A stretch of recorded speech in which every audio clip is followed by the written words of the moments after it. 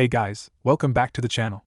This is a story about what if Naruto has harem with Hinata and Konan. Before I start, please support for more amazing content, and do consider subscribing to my channel and share this video with your friends. This is written by the Engulfing Silence, and link in description and support writer. Let's start the video. Chapter 1, A New Start. Naruto looked around the small village he and Erosenin had just entered. Like most of the villages he had been to in Hino Kuni, Fire Country, the buildings were all made out of a mixture of wood and bricks, and were modeled in a Western style with flat rooftops and square architecture. Most of the buildings were shops that sold various wares and goods, which was obvious when Naruto observed the numerous people that were milling around looking in the windows. It had only been about a week since Naruto had left with Erosenin on this training trip, and the two had already been in 2 other cities in Hino Kuni. "So what are we going to be doing here, Erosenin?" Naruto asked as he looked up at the larger male. Jiraiya was a fairly tall man, standing at about 6 feet 5 inches, making him taller than most of the people in Konoha with the exception of Kakashi. He had white hair that spiked up before going down to about mid-back. It was held in place by a high T8 with 2 horns and the kanji for oil on it. He was wearing a green gi under a red vest and had wooden geta sandals rather than the standard shinobi sandals. Jiraiya looked down at his student and scowled. "What have I told you about respecting your elders, Gaki?" Naruto shrugged. "You'll get my respect when I feel you've earned it. So far all you've done is go to whorehouses or peek on women, and I have yet to actually learn anything from you." Jiraiya sighed at his student's rather apathetic attitude. Ever since they had left Konoha, Naruto had changed. He had become a lot more quiet than the loud-mouthed the Sannin had met during the Chunin exams. In fact, he hadn't spoken more than a few words since they left Konoha. It was like the loudmouth had suddenly vacated the boy's head, and this new person took his place. Most of the time Naruto stared at nothing and seemed to be in deep thought. Jiraiya was not sure what was bothering his apprentice but figured that he would find out what was wrong in time. Alright, the Toad Sannin sighed. "I have to meet a contact here who has some valuable information for me. After this is done I'll begin training you. How does that sound?" Naruto nodded. "That's fine." Jiraiya frowned at his godson's lack of enthusiasm but left it alone for now as he headed off. Naruto walked around the town, not really bothering to pay attention to where he was going at the moment. Truth was, he had been thinking a lot, mostly about himself, and how he had not really taken his training seriously. When he was in the academy he had been more concerned with playing pranks to get attention, which had seriously hampered his ability to learn. Of course, half of the problem was that by the time he had found a teacher willing to actually teach him rather than try to sabotage his training, Naruto was so far ingrained in his pranking and loudmouth tendencies that it had simply become a habit. He shook his head and sighed. Despite that, it still wasn't an excuse for not bothering to learn when he was able to. Had he actually applied himself to learn what he could, he may have been able to keep Sasuke from leaving the village. There was another of his problems. Sasuke Uchiha had been someone he had considered a brother. He had always thought that even with the small rivalry they had going that they were still friends and always would be. That feeling had been dashed when Sasuke plunged Ichidoris into his chest not once but twice. Naruto was no longer sure if he could keep his promise to Sakura by returning the boy, not that it would matter anyways. Naruto was beginning to doubt that Sasuke would ever willingly return. Even if Naruto forced him to come back, he doubted Team 7 would ever be the same. Naruto shook his head of the morbid thoughts. Now wasn't the time to be dwelling on such things. Sasuke's defection had opened Naruto's eyes to the reality of his situation. He needed to get stronger. He had to train and try his hardest to become a real shinobi, not the loud brat who could not even bring back someone he considered a brother.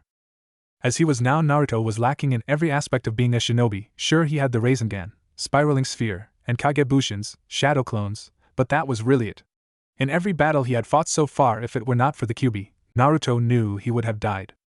During the battle on the bridge, in the Nami no Kuni, Land of Waves, he had used it to fight Haku. During his fight with Orochimaru in the Forest of Death he had been forced to use it. His fight with Gaara, his fight with Sasuke, every major battle he had been in he had used it. Add on that he could not even use the Rasengan without the aid of a clone. He did not have proper control of his chakra and no set taijutsu style, or rather he just swung until he hit something. Naruto knew he had a lot of problems to fix. Looking up, he found himself standing in front of a store that appeared to sell shinobi clothing. Naruto looked at his own attire. His bright orange track suit had been with him for as long as he could remember, not because he wanted to wear it. No, despite the fact that orange was his favorite color and was good for getting attention, the only reason he wore it was because it was the only thing he could afford. All the stores in Konoha had blacklisted him, making it nearly impossible to get a decent set of clothing. Hell, the only food he could even afford was ramen, which was why he ate it all the time. Even these clothes he had were costly, the man who sold them to him making him pay 3 times the price most people would spend for normal clothes. Deciding that if he wanted to become a real shinobi he should look like a real shinobi, Naruto walked into the store. The shop itself was fairly standard. There were many racks in the store with different styles of shinobi clothes in various colors. There was also a few areas that sold weapons, most of which were the standard kunai, shuriken, ninja wire and basic sealing scroll. Unlike Konoha, this was not a ninja village, so they did not have any specialty clothing and weapons. Naruto began to walk around the store to see what he might like. He looked at various forms of pants first. He wanted them to be in a dark color. Looking at a few of the different styles and colors, he decided to buy several sets of dark blue cargo-styled pants. They had several pockets that looked like they were designed to hold various scrolls and were of a sturdy material that would not wear down. The next thing he went to were the shirts. Looking through them, he went with the dark blue and black colors. Buying several sets of both sleeveless and long-sleeved shirts so that he would have some variety before he moved on, looking to see if there was anything else he might want. He eventually bought several other things: a pair of black fingerless gloves with metal plates on the back, a pair of black combat boots with steel-toed tips, and a sealing scroll so he could carry it all. Walking up to the cash register, which had an old man sitting at it, Naruto set the clothes down. The old man looked at him and began to tally up the price. "That's quite a lot of stuff you bought, young man. The total will come up to 4,000 yen. Naruto reached into his pants pocket and pulled out Gamachan, his frog wallet. Opening it up, he looked to see how much he had. It was not well known, but Naruto was, despite not looking like it, was very stingy when it came to money. Living on the streets and having to be careful where he bought stuff and how much he bought, Naruto had been taught the value of cash. Right now he had 6,500 yen. He would be using about 2/3 of his savings, but in Naruto's eyes it was worth it. Taking out the necessary amount, Naruto gave it to the old man. "Excuse me, but do you have a place I could change?" Naruto asked, using a more respectful voice than he ever had before. "Yes, right over there." The old man pointed to a small changing stall that was somewhat hidden in the corner. "Thanks," Naruto replied, moving over to the stall. "No problem, young man." Naruto went into the stall and changed, opting to go for the sleeveless shirt instead of a long-sleeve one right now. He looked himself over in the mirror and nodded in satisfaction, sealing the rest of his clothes inside of the scroll he bought. Walking out of the store, Naruto created a Kagebushin and told it to go find Jiraiya and tell him he was going to get some food. Walking around, Naruto eventually found a small stand that seemed to offer a variety of different foods. Naruto eventually settled on donburi with gyudon, beef, and began to eat. A few minutes later, Naruto blinked as the memories of his clone finding Jiraiya drunk off his ass with several girls hanging off the man hit him. What was that? Naruto wondered as he tried to figure out what had just happened. He had never had that happen when he made a clone before. Of course, normally when he made clones he would spam them out as if they were going out of style, so maybe he just never noticed.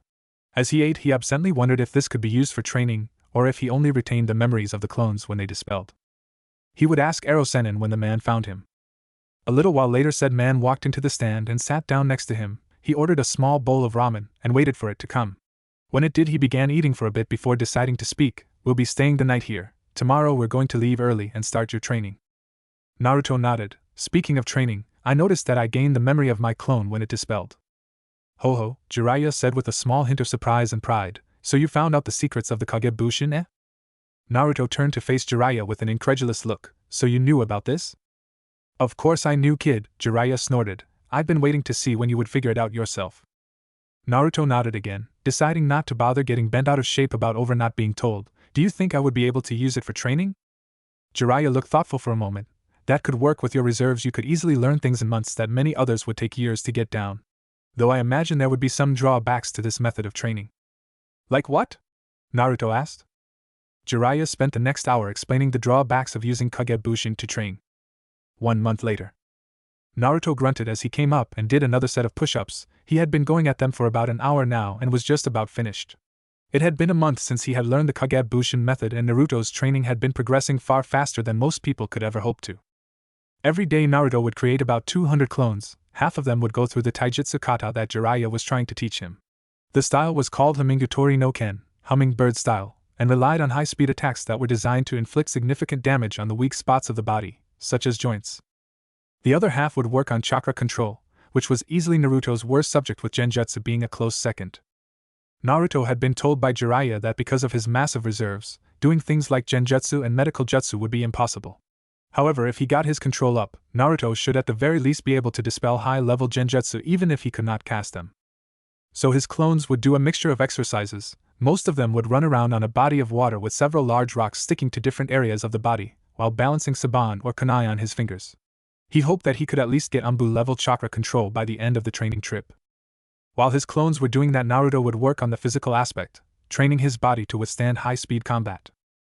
Every morning Naruto would wake up and do his workout. Currently he would do a 15-mile run, 400 push-ups, 400 sit-ups, 200 pull-ups, 1,000 squats, 500 kicks and 500 punches. Each week he would add 5 miles and 100 more of each exercise. He had gotten inspiration for the training regimen from his friend Rock Lee, a boy who could only use taijutsu. While Naruto was considered a ninjutsu specialist, he had strong hopes that he could also match Lee and Guy in taijutsu. Finishing his push-ups, Naruto started on his sit-ups. A little ways away, Jiraiya watched his apprentice work with a frown. While he was proud of the boy for pushing himself so hard, he was also worried. Naruto had been doing nothing but training for the entire month they had started. The boy would only stop to eat and sleep, though Jiraiya was positive the boy was only getting half as much sleep as he should. Jiraiya's original decision to take Naruto on this training trip was to focus on helping him use Kyuubi's chakra, but with the boy had been adamant on learning to fight without it, that Jiraiya had decided to focus on actual shinobi training before going to that. While the blonde had improved a good deal, going from mid-genin to about high chunin level, he would eventually crash if he kept at it. "Naruto!" Jiraiya called out, "I want you to stop for a second and come here." Naruto looked up and nodded. Finishing his set, he stood and made his way towards Jiraiya. "What do you need, Jiraiya-sensei?" That was another thing that was different about their relationship. Whenever they were training, Naruto would always refer to him as sensei. Of course, once they were finished, it was right back to Erosenin, but at least it was progress.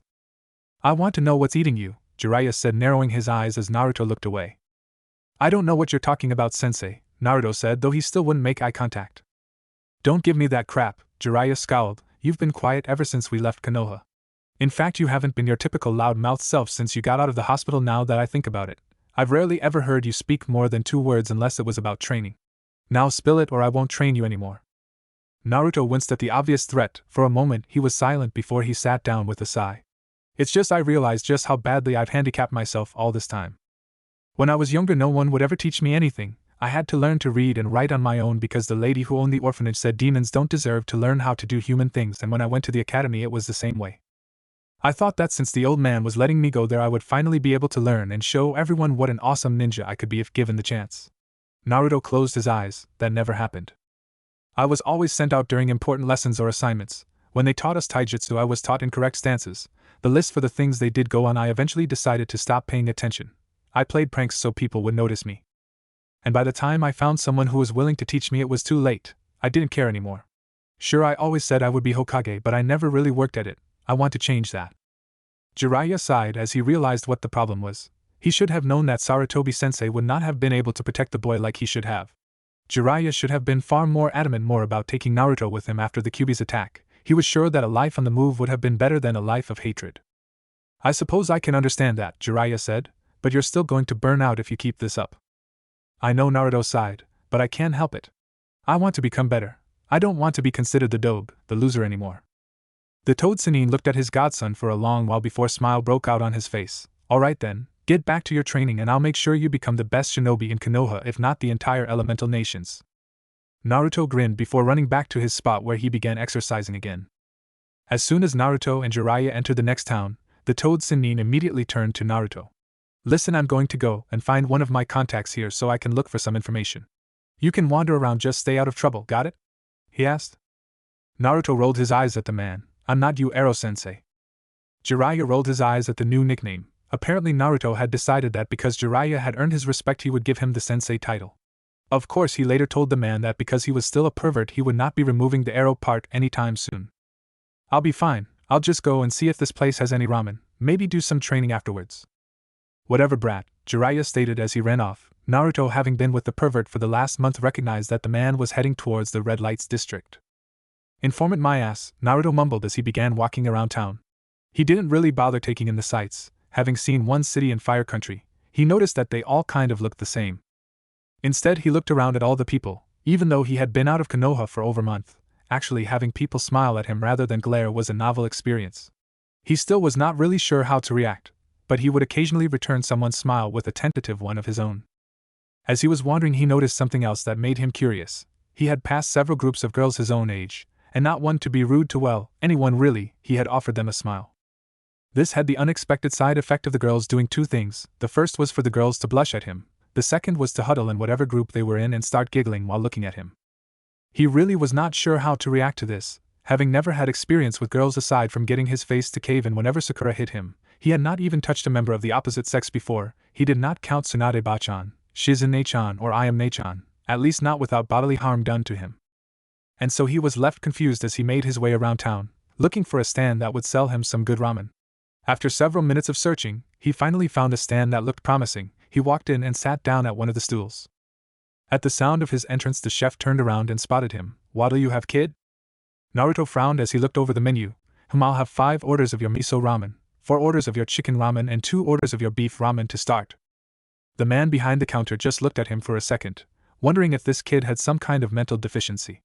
Are you sure you can eat that much, kid?" he asked. Naruto looked at him with his newly created "Do you know who the fuck you're talking to" look. "Of course I'm sure. If I wasn't I wouldn't have ordered it." The man just looked at him before shrugging. "Well, if you say so."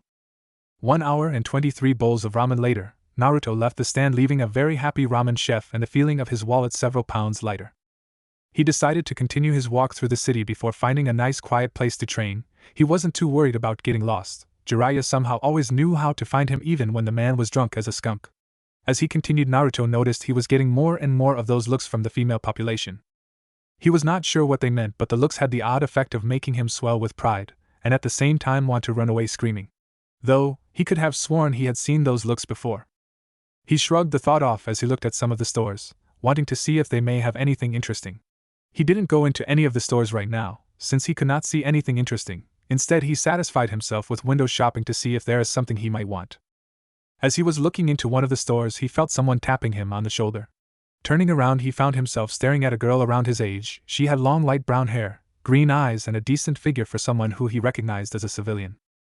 She was giving him the same smile with that light redness across the cheeks that he had noticed other girls giving him as he had walked around the city.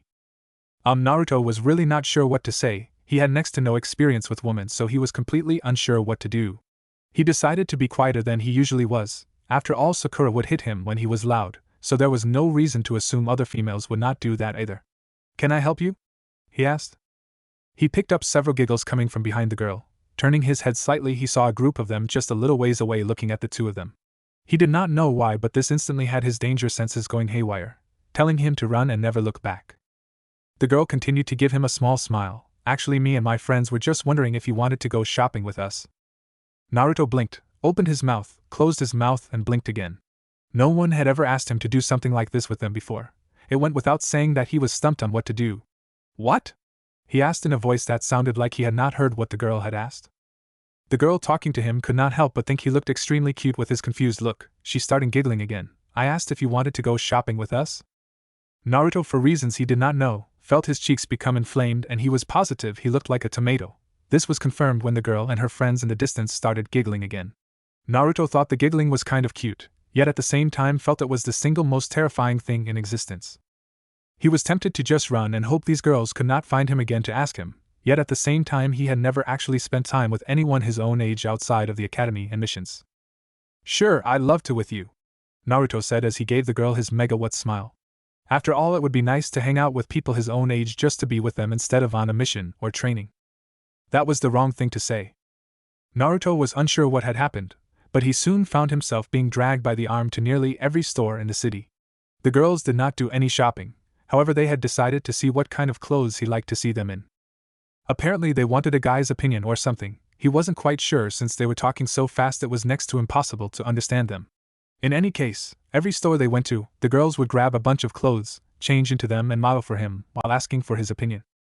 Naruto, having never done anything even remotely like this before, was completely unsure what to say to them. Instead, he found himself spending that time blushing and trying to speak, only for no words to actually come out, or for his words to sound more like he was choking on a piece of food.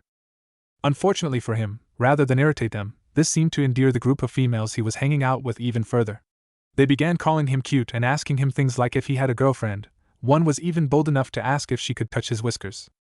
Luckily helped a ride, as he was walking down the street, two of the girls having somehow latched onto each of his arms, Naruto noticed a large dust cloud being kicked up and coming his way. He and the girls stopped and watched as Jiraiya passed with a horde of barely clothed women coming at him with bats, pitchforks and many other devices used to maim and cripple, all the while yelling about perverts and getting what he deserved. As soon as they passed, Naruto got out of the girls' grip and turned to them. "Sorry for cutting this short, but it looks like I have to save my perverted sensei from his rightful execution." With nary another word, Naruto was gone, leaving the girls to watch the second, smaller cloud of dust he made. Naruto found Jiraiya just as he assumed he would have, lying unconscious and twitching as the women walked away after beating him. Walking up the blonde towed the spastically twitching toad Sannin. A second later said Sannin jumped up and dusted himself off, as if nothing had even happened. I knew you weren't going to be meeting any contact, Arrow Sensei, Naruto said once the man was up. Stupid pervert, why can't you ever just act normal? Normal is overrated, Gaki, Jiraiya exclaimed as a smirk formed on his face. Besides, you have no right to talk. I saw all those females you were with. I have to say I'm quite impressed. His smirk turned into a lecherous grin as he saw Naruto's face turn beet red. It's not like that, you goddamn pervert, Naruto shouted, pointing a finger at his sensei. They asked me to go shopping with them, and I was just trying to be nice. Oh ho, so they came on to you, eh? Jiraiya wiped away a fake tear. My student is growing up so fast, to have women asking him to spend with them. Shut up, shut up, shut up, shut up, Naruto shouted, covering his ears. Now don't be like that, Gaki, Jiraiya said with a grin. It's quite impressive what you did. In fact, I'm so impressed that I'm going to give you some tips on how to please women. As the two went to the hotel Jiraiya had rented before deciding to do his research, Naruto was forced to listen to his sensei giving him tips on how to please a woman. He tried not to listen to the man, knowing that all he was talking about was some perverted crap that he did not want to know. However, he somehow found himself listening anyways. Half of it he didn't even understand. Having been sent out of class during the sexual education course, he did not actually know about sex. Even his infamous Oriki no Jutsu, sexy jutsu, was merely the byproduct of having seen the front cover of Aika Aika when he caught Ajisen reading it several times. Jiraiya had finished talking by the time they reached their room, and Naruto, being Naruto, used his way with words to form a comprehensible and well-thought-out sentence after listening. What the hell are you talking about, Arrow Sensei? What in the hell is that, like a cat? 'Cause I seriously hate cats. Naruto shivered as he remembered his horrendous times with Tora. Jiraiya looked at Naruto as if he had sprouted wings and grown several tails. Are you telling me you've never heard that word? Shouldn't you know this stuff? Kami, I thought they would have taught at least a little sexual education in the academy. Naruto blinked. I think they did mention something about it once. He frowned as he tried to remember if they had a class on that. And you didn't listen? Jiraiya asked, sounding for all the world frustrated. The kid had been getting a lot better at being a ninja. He acted smarter too. Jiraiya was sure the boy was not as dumb as he acted, or used to act to a certain extent. But about other things he seemed he was still an idiot about.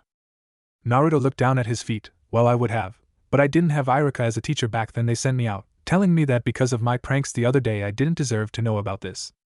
Jiraiya found himself frowning. He had learned a while ago that because many of the teachers had been biased against Naruto due to the fox, that they would often send him out during important lessons in class. It was part of the reason Naruto had next to no knowledge about being a shinobi. What about your Oriki no Jutsu? Jiraiya asked. How did you come up with that if you had no knowledge of sexual education? Oh, that, Naruto said in a dismissive tone. I saw Ajisen reading that perverted book of yours and saw the cover. I got the idea from that. But the girl in the front cover isn't naked, Jiraiya said. Naruto tilted his head to the side. Neither is mine. What do you think that smoke covering is for? Jiraiya found himself feeling stupid as he heard that. He had assumed that the smoke covering had been used to tantalize the person Naruto used it on into wanting more. Apparently, from what Naruto was saying, that was not the case. And the only reason the smoke was there was because Naruto did not know enough about female anatomy to actually create those parts. This meant that his apprentice knew next to nothing about sex, or the opposite sex. It was both fortunate and unfortunate that Naruto happened to be with a man who made his living off of books that were little better than porn. Alright, Naruto, Jiraiya said as he pulled out his first edition of Aika Aika Volume 1, I'm going to be teaching you all you need to know about women. As soon as Naruto saw the little orange book, he knew he had to escape. He shot towards the window, hoping to make a quick exit. However, Jiraiya was far faster than he was. Before the blonde even knew what was happening, he found himself being tied to a chair and trying not to stare or listen to his sensei as he talked about sex and used his perverted book as a reference. His screams and pleas could be heard all throughout the night. The next day found Naruto at the library, looking up knowledge on females and sex. He had been forced to listen to his damn sensei for more than half of the night. Now he felt like he had been scarred for life. However, the Toad Senin's talk had also made him curious. Jiraiya had told him a lot, but he also felt that the man had left a lot out. After all, he had only focused on the perverted parts about sex. So here Naruto was, along with several clones, reading books on human anatomy, the reproductive system, and intimate relationships in general. He had even gotten a few romance novels, hoping it would help him understand more about women and relationships with the opposite sex in general. After all, there was no way he was going to let his sensei corrupt him with his perverted ways. 6 months later. Naruto grunted as he was kicked in the face and sent flying backwards. Flipping himself in mid-air, Naruto landed on his feet and skidded across the water. In burst of speed, Naruto shot off towards Jiraiya, one hand going to his kunai pouch and the other began a series of one-handed seals. He threw several shuriken at Jiraiya before thrusting out his palm. Futon, Repusho. Wind release, wind gale palm. The shuriken, which had already been going forward at high speeds, soon became a nothing more than a streak of silver as they head for Jiraiya. The toad Sannin jumped out of the way, knowing how dangerous Naruto was when he used his wind element for anything. However, Naruto knew his sensei would dodge. After all, Jiraiya was not a Kage-level shinobi for nothing and had in fact counted on him dodging. Naruto put in a small but intense burst of highly concentrated chakra into his legs, literally disappearing and reappearing right in front of Jiraiya. The blonde shinobi aimed a punch at his sensei's solar plexus. Jiraiya swatted it to the side and downward in the hopes of knocking Naruto off balance. No such luck, as Naruto went down and pushed himself into a handstand, launching a kick that managed to hit Jiraiya in the face and make the man stumble back. Pushing himself into a flip, Naruto went for an axe kick to Jiraiya's collarbone. Jiraiya put up both arms to guard and immediately regretted it as he was forced to a knee. Goddamn Gaki and his stupid strength training. Jiraiya grabbed onto Naruto's legs with both hands and was about to flip the boy over. However, Naruto used his other leg to jump up and over Jiraiya, using the man's grip to keep himself balanced, and launched a kick to the white-haired man's face. Jiraiya was forced to let go of Naruto's leg as he tilted his head to the side and dodged the kick. He turned around and managed to kick Naruto in the chest on the blonde's way down, said boy moving with the blow and going into a series of flips as he jumped away to gain some distance. Jiraiya took out a kunai and threw it at the blonde, going through a few hand seals as he shouted. Ninpu, kunai kage bushin no jutsu. Ninja art, kunai shadow clone jutsu. One kunai multiplied into 24 kunai as they all headed straight for Naruto. Said blonde just looked at them with a smirk, going through a few of his own hand seals before Naruto called out his jutsu. Suetun, Suijin Hiki. Water release, water encampment wall. A large wall of water formed around Naruto, blocking the kunai. Once Naruto heard the popping of kunai being dispelled, and he went through several more hand seals. Suetun, Saryuden no Jutsu. Water release, water dragon jutsu.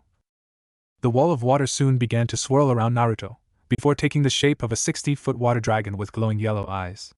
As soon as it did, Naruto created a Kage Bushin seamlessly and had it go through a few hand seals as the water dragon launched itself towards Jiraiya. Futon, Rankuden. Wind release, wind bullet. The clone smashed a fist into its stomach and shot a large ball of compressed wind out of its mouth. It went straight for the water dragon. The water dragon's power and speed were soon increased as the Rankuden merged with it as it headed towards Jiraiya, said Sannin, swearing enough to make a sailor blush as he jumped out of the way. The water dragon made slammed into the water with a loud crash. Water erupted everywhere, looking something akin to a large explosion. Using the distraction caused by his jutsu, Naruto threw several kunai and went through the hand signs Jiraiya had used earlier. Ninpu, kunai kage bushin no jutsu. Ninja art, kunai shadow clone jutsu. One kunai became 41 kunai as they headed for the still airborne Jiraiya. Noticing the kunai, the toad Sannin went through his own hand seals to counter. Ninpu, Hari Jaizu. Ninja art, underworld guardian spikes. Jiraiya's hair wrapped around his body and became hard as steel as it deflected the kunai. When all the kunai were gone, Jiraiya whipped his still long hair around and called out another jutsu. Ninpu, Kusamban. Ninja art, hair samban.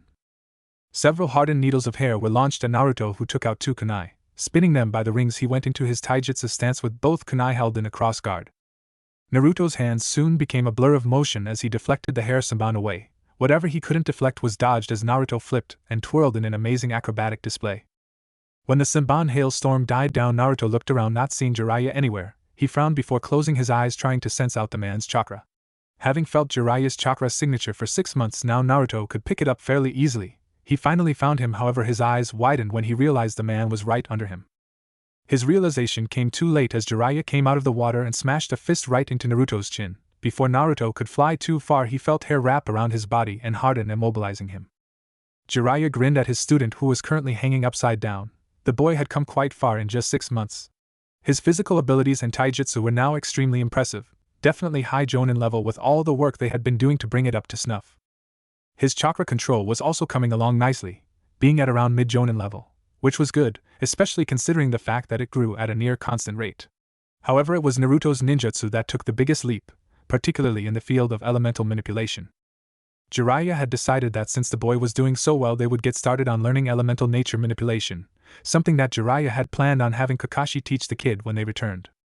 Now he was glad that he didn't go through with that plan, since Naruto appeared to have 3 elements: Futon, wind, Suiton, water, and Raiton, lightning. It had been a shocking discovery and Jiraiya had to wonder if it was some kind of bloodline or if it just came from his parents.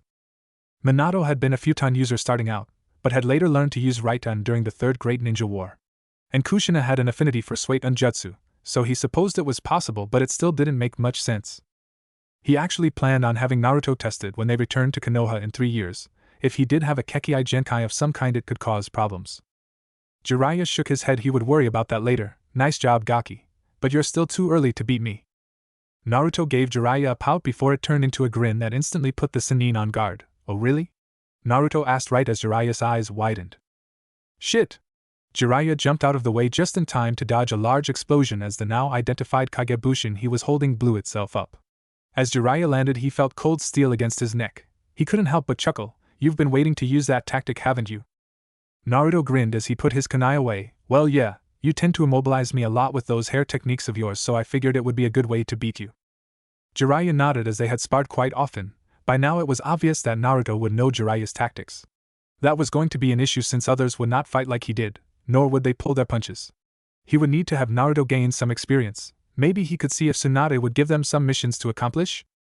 You're getting better, Jiraiya complimented as he thought about how to give Naruto some real-life experience. Anyways, let's set up camp for the night. Tomorrow we'll head into a town a little ways off. Alright, Ero-sensei, Naruto said as he grabbed several scrolls from his kunai pouches. Hey Ero-sensei, Naruto said as the two sat around a campfire. What is Gaki? He asked as he took some meat off the spit over the fire and began to eat. I was wondering, Naruto started as he ate some of his own food, do you think that it's possible for me to bring Sasuke back? Jiraiya sighed. He had expected this to come up soon. Naruto had recently been getting quiet and contemplative again, which had not happened since the first month of their training. He also knew about the kid's promise, that pink-haired girl who the kid had a crush on, though judging by the amount of times he had caught Naruto talking and even flirting with other girls now, he was sure that crush would be gone soon. He resisted the urge to give a perverted giggle at that thought before speaking. I'll be honest with you, Naruto. Even if you brought Sasuke back it would only cause more problems. Sasuke is like Orochimaru in many ways. He desires power, and will do anything he can to get it. I don't need to remind you of how he had nearly killed you trying to leave for that traitor. If you brought Sasuke back it would just cause him to resent you and Konoha more. He left because he felt that the village and his friendship with you was holding him back. If you did succeed in forcing him back he would only hate you more for trying to block him from gaining power. Naruto's shoulders slumped. So you're saying I should forget about him? Jiraiya patted the boy on the shoulder. I know it's hard. Hell, when I tried to bring Orochimaru back and failed I was just as hurt as you were. But being a shinobi, and especially if you want to be Hokage, means that you sometimes have to make hard decisions. Naruto nodded to himself. It had been on his mind a lot recently. He had a feeling that this would be the case but had wanted a second opinion.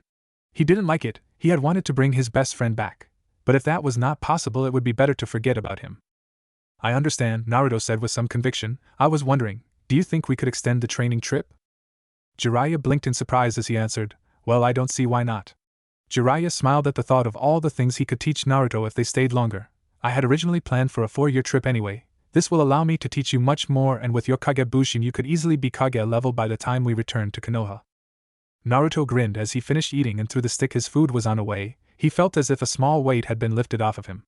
Before Naruto went to sleep he made a vow that he would train to become the greatest shinobi ever. Naruto sighed as he looked at the blank piece of paper in front of him, and wondered how he got roped into doing this. I can't believe I let Ero-sennin somehow convince me to write a book, he thought with a sigh as he remembered the bet he had made with his perverted sensei. Flashback. Naruto and Jiraiya were currently arguing again. Many people would probably wonder what the two could be arguing about. The answer was quite simple. Jiraiya had just been caught peeping again, and because Naruto needed his sensei to teach him he had ended up bailing the fool out again. This was the 1,700,560th time that Naruto had been forced to do this, and he was getting sick of it. Sweet Kami Ero-sensei, can you for just once in your life not go peeping in the hot spring and act like a pervert? Naruto yelled in the middle of the heavily populated city in Suki no Kuni, Land of Fangs. Sure, Jiraiya whispered as he looked around, seeing many of the women currently glaring at him. Keep it down, brat, you're gonna make it harder for me to pee. I mean do my research if you yell like that and alert all the ladies. Good, maybe if they don't go to the hot springs you won't go peeping, Naruto stated. Then perhaps you can actually write a good book that's not perverted. Hey, are you saying my books are bad? Did I stutter? You damn brat, my books are the best and everyone with half a brain knows it. Then how come all the women absolutely hate your books? Asked Naruto, who grinned when he got a glare from his sensei. Besides, I could write a book that would sell 1,000 times more copies than your perverted crap. Ho ho. That's a good one, Gaki. Would you care to bet on that? What are the wages? Jiraiya went into a thinking pose. If I win, you will not only have to keep helping me out when I get caught doing research, but also use your Oriki no Jutsu, sexy jutsu, to help give me some material as well. Fine, and if I win, you have to not only stop being perverted as long as you're still training me, but also. Naruto thought about what else he wanted for a moment before giving a smile that sent shivers down Jiraiya's spine. Tell me about my father. Jiraiya nearly choked on his own spit when he heard that. He had in all honesty been planning on telling him after his training was complete. Telling him at this stage could be detrimental since his father had many enemies. Right now Naruto was only at low to mid jonin since shadow clones could not be used for physical training and he lacked experience. Not only that, but Naruto might get angry at his father and end up hating the man for sealing Kyuubi inside of him. On the other hand, it could prove to be beneficial and give Naruto something of a measuring stick, making him push himself harder in order to surpass his father. Though he was already pushing himself far more than others could. Jiraiya sighed as he figured it couldn't hurt. Alright brat, you've got yourself a bet, Jiraiya said, holding out his hand. If your book ends up selling more than mine, I'll stop peeping until your training is over and tell you about your father. Naruto grinned as he took Jiraiya's hand. This would be no problem. Flashback end. Damn, this is harder than I thought, Naruto mumbled to himself. Having fun, brat? Naruto turned to see Jiraiya grinning at him. Naruto favored him with a glare but said nothing, which only caused Jiraiya to grin more. Moving to look over his student's shoulder, he decided to push the blonde shinobi's buttons. My Naruto, look at all that writing you have done, Jiraiya said with evident sarcasm. I'm sure you'll have a book that beats mine in no time with such a great material. Shut up, Naruto growled. Not as easy as it looks, is it? Asked Jiraiya in a taunting tone. Naruto abruptly stood up and left, not looking back as he heard his sensei laughing. Naruto sighed as he slammed the now empty bottle of sake on the table before ordering another. Sake had become something he found he enjoyed drinking, especially since he couldn't get drunk and just enjoy its taste thanks to the Kyuubi. Hey there, handsome, do you mind if I join you? Naruto looked up to see a woman standing in front of him. She was about 5 feet 6 inches and wearing a red and black kimono. She had a fairly nice hourglass figure with nice curves and firm round breasts. She had black hair and emerald green eyes as well as pale milky skin. All in all, Naruto found the woman to be very beautiful. Naruto grinned at her, pleased with the small compliment she had given him. He had of course been called handsome before by other women he had interacted with, but it was still good to hear. Naruto had changed a lot since leaving a year ago. At 13 years old, he now stood at a height of 5 feet 7 inches, having hit a rather spontaneous growth spurt about 6 months ago, about a month after he and Jiraiya left on this training trip. His body was also more defined. Even with the civilian clothing he was currently wearing, it was rather easy to see the strain denoting to his well-defined pectoral muscles, abdominal muscles and arms. His face had chiseled out as well, having lost most of his baby fat with his harsh training, giving it a masculine look. Add on the whiskers and he had what many girls had described as roguish good looks mixed in with feral sex appeal. How could I possibly refuse such a beautiful woman's company? Naruto asked rhetorically with a charming smile. The woman smiled at him as he ordered a drink for her while she sat down. Thank you, it's hard to find good company these days, she said, looking around at the various tables. Naruto looked around too and realized what she meant. Everywhere he looked, men were eyeing her with lust. I see what you mean, he started before giving her a sly look. Though I do hope that you're not just using me as a shield, Naruto affected a mock-hurt expression. The woman giggled slightly. Of course not, she started before pausing in thought. Well, not completely, you seem like decent company. I'm quite good at detecting gentlemen who would actually be able to hold a conversation without looking below my face. That seems like quite a talent to have, Naruto said as he favored her with his patented foxy grin. A beautiful woman such as yourself must be used to sensing perverts rather easily. Naruto and the young woman talked for about an hour. Mostly he would ask her questions about herself while regaling her with the things he had seen on his travels, being careful to leave out his status as a ninja. He learned her name was Aiko Miyaki, and much to his surprise she lived in Yuki no Kuni, Snow Country, one of the countries he had saved, which was now called Haru no Kuni, Spring Country. She was apparently here on business, working as a trader for some of Haru's technology, which Naruto knew was more advanced than anything else in the elemental countries. Naruto would also throw in the occasional subtle compliment that made the young woman blush. He was quite pleased with himself for that accomplishment. Since his first encounter with that group of girls a little over 6 months ago, Naruto had made an effort to get better at speaking with women. He would never go to Jiraiya for advice, of course. After that night where the Sennin had tried to teach him, Naruto had been scarred for life. However, he had read up on intimate and sexual relations, as well as books that talked about girls in general and several romance novels. He never really liked them but felt they helped. As he continued meeting different women in the elemental nations, Naruto found himself actually enjoying spending time and flirting with various women. He could at least partially understand Ero-sensei's obsession with them, even if he felt the man took it too far with his peeping. Aiko herself was pleased that Naruto was actually listened to her. She found herself blushing many times as Naruto used his charm and gave her subtle compliments, and not just about her figure. It was definitely a pleasant change to people either putting her down for doing what some considered a man's job or only trying to get in her pants. It also helped that she was downing more sake than usual since she felt so comfortable in his presence. When it was time to go, Naruto noticed that she was having a little trouble standing up. She had obviously drunken too much. Deciding to do the gentlemanly thing, he offered her support as he took her back to her hotel. Of course, nothing ever goes right when you're with a young beautiful woman at night, and the two soon found themselves surrounded by several thugs. "Look what we have here, boys," one of the thugs exclaimed. "That's quite the woman you have there, boy. Too much woman for a scrawny thing like you," another commented. "Just hand over the woman and all your valuables and we may let you leave," the one on his right stated as he pulled out a knife.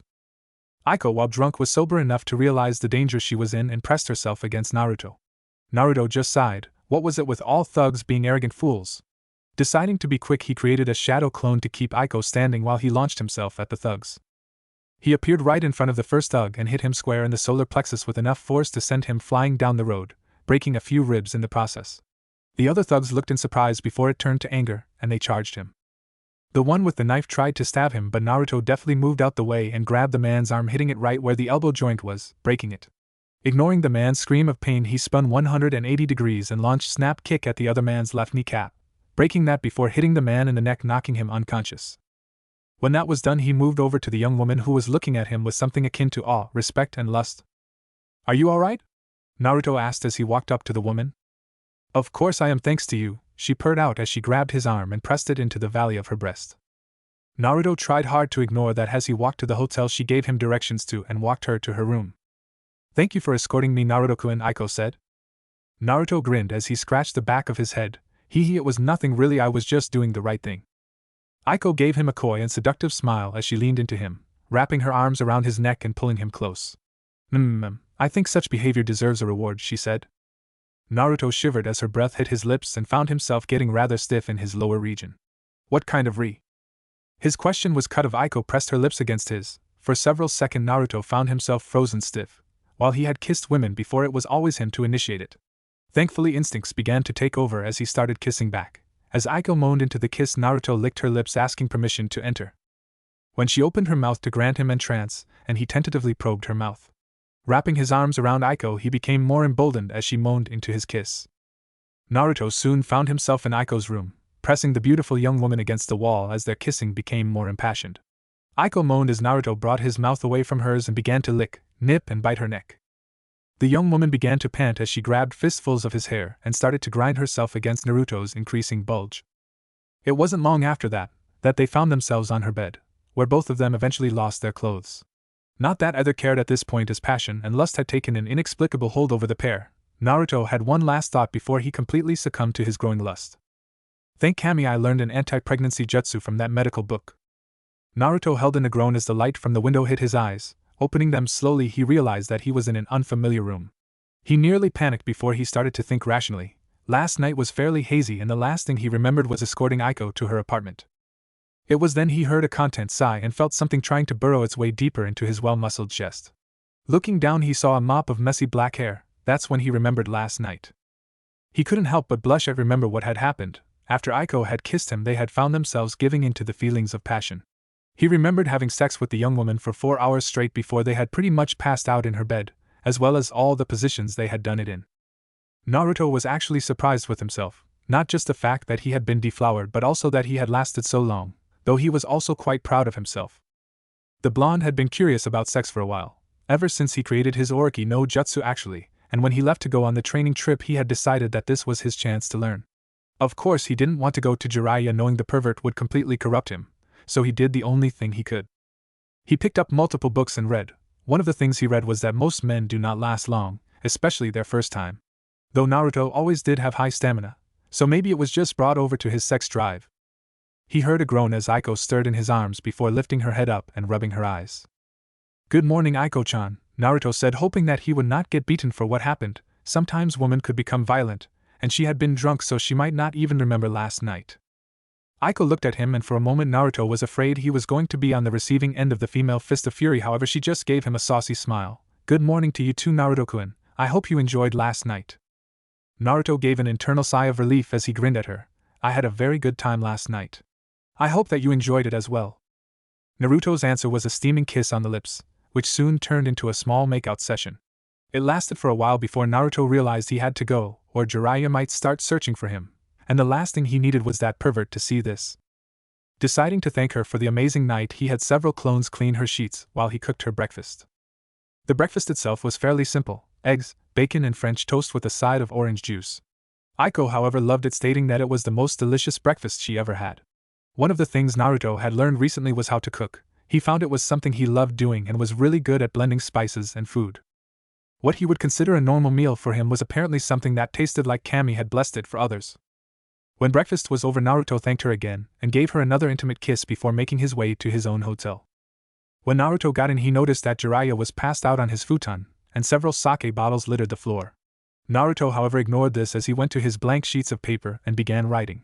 Last night had strangely enough done wonders to clear his head. He found that he had several ideas for a story, and so he began writing. He idly wondered if having sex was the cause of his clear mind or if it was something else. Humming a little tune, he began to write. When the war of the beasts brings about the world's end, the goddess descends from the sky. Wings of light and dark spread afar. She guides us to bliss, her gift everlasting. 2 months later. I can't believe, Jiraiya mumbled as he cried anime tears. Believe it, Ero-sensei, you lost, Naruto stated with a shit-eating grin. But. No buts, Naruto wagged his finger at the depressed Toad Sage. Naruto's book had just been published a little over a week ago. Naruto had titled it Loveless and brought it to Jiraiya's publisher. After looking at what Naruto had written, the publisher had decided to put the book on the market. The results had shocked both Jiraiya and Naruto. Within the first few days, the book had swept across the elemental nations by storm, beating out all 3 Ika books in sales, and was still getting more popular. Jiraiya looked at the sales his student's book got, and couldn't help but feel depressed. Naruto's book had earned a higher sales rate than his own books. Not only that, but there was not one mention of smutty goodness in it. It was inconceivable. Impossible. And yet here it was right in front of him. Come on, you pervy old man, a deal's a deal. Jiraiya looked at him before he grumbled about never betting against blonde gakis who are too talented for their own good again as he handed him a scroll. Naruto looked at the scroll before looking back at Jiraiya with an eyebrow raised in question. It's from your father. In case something ever happened to him, I was told to give this to you when I felt you were ready, Jiraiya explained. That was all Naruto needed as he opened the scroll and began to read its contents. After the first few sentences, Naruto's emotions started to slip.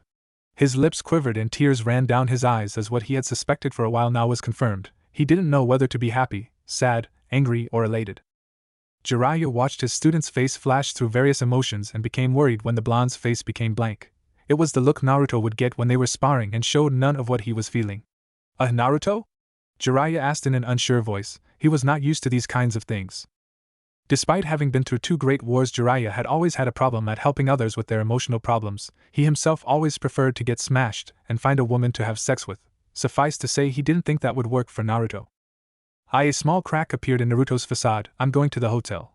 I need to be alone for a while. Naruto left rather quickly. Jiraiya looked up at the sky and sighed. He was not sure if this was the best idea, but only time would tell. Naruto sat in his room as he reread the message his father had left him. Dear Naruto, I bet you're wondering who this is, Eni? My name is Minato Namikaze and I went by many names. The Konoha no Kuroi Senku, Yellow Flash of Konoha, and Yandame Hokage were a few, but the one I am most proud of is father. Specifically your father. Your old man's pretty cool, right? Now on to why I am writing this. It's really a just-in-case kind of thing. Despite winning the war, there are many people out there who want me dead, and I'm not arrogant enough to assume that one might not get lucky. I am leaving this letter with Jiraiya, my sensei and your godfather. Should anything happen to me or your mom Kushina, he is the one who will take care of you. I told him to give this to you when he feels you're ready. Now that the boring stuff is over with, I have some things to give you that I felt were too important to keep at home. On the bottom of this letter is a seal that is specifically designed to open with Namikaze's blood, meaning only myself, or you can open it seeing as how we are the only Namikaze.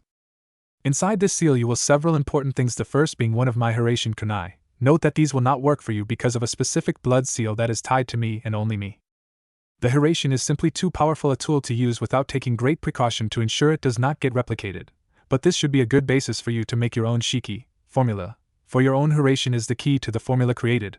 Without it you won't be able to see all the seals on the kunai. The last and just as important are my notes on the Haration. They are not complete since I figured that if you're anything like me you will want a challenge, but they should give you a basis to start with. If I die, I hope that this letter lets you know that I love you and hope that this can in some way bring us closer as father and son. Love your father. Minato Namikaze.